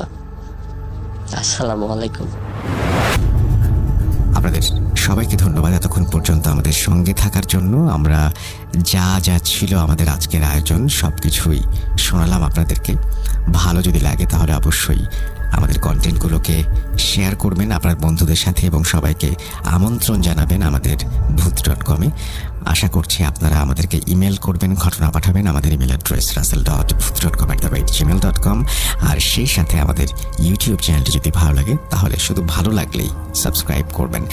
আর সাবস্ক্রাইব করার আরেকটা কারণ হচ্ছে প্রচুর ফেক চ্যানেল রয়েছে, এবং ফেক চ্যানেল নিয়ে আমার সবচাইতে অস্বস্তির জায়গা হচ্ছে যে মানুষটি অভিনয় করছে বা যেই মানুষটি বোঝাতে চাচ্ছে যে সে আসলে ভূত.com-এর কেউ, সেই মানুষটির সম্পর্কে আপনি হয়তো তার সম্পর্কে জানেন না, তাকে চেনেনও না।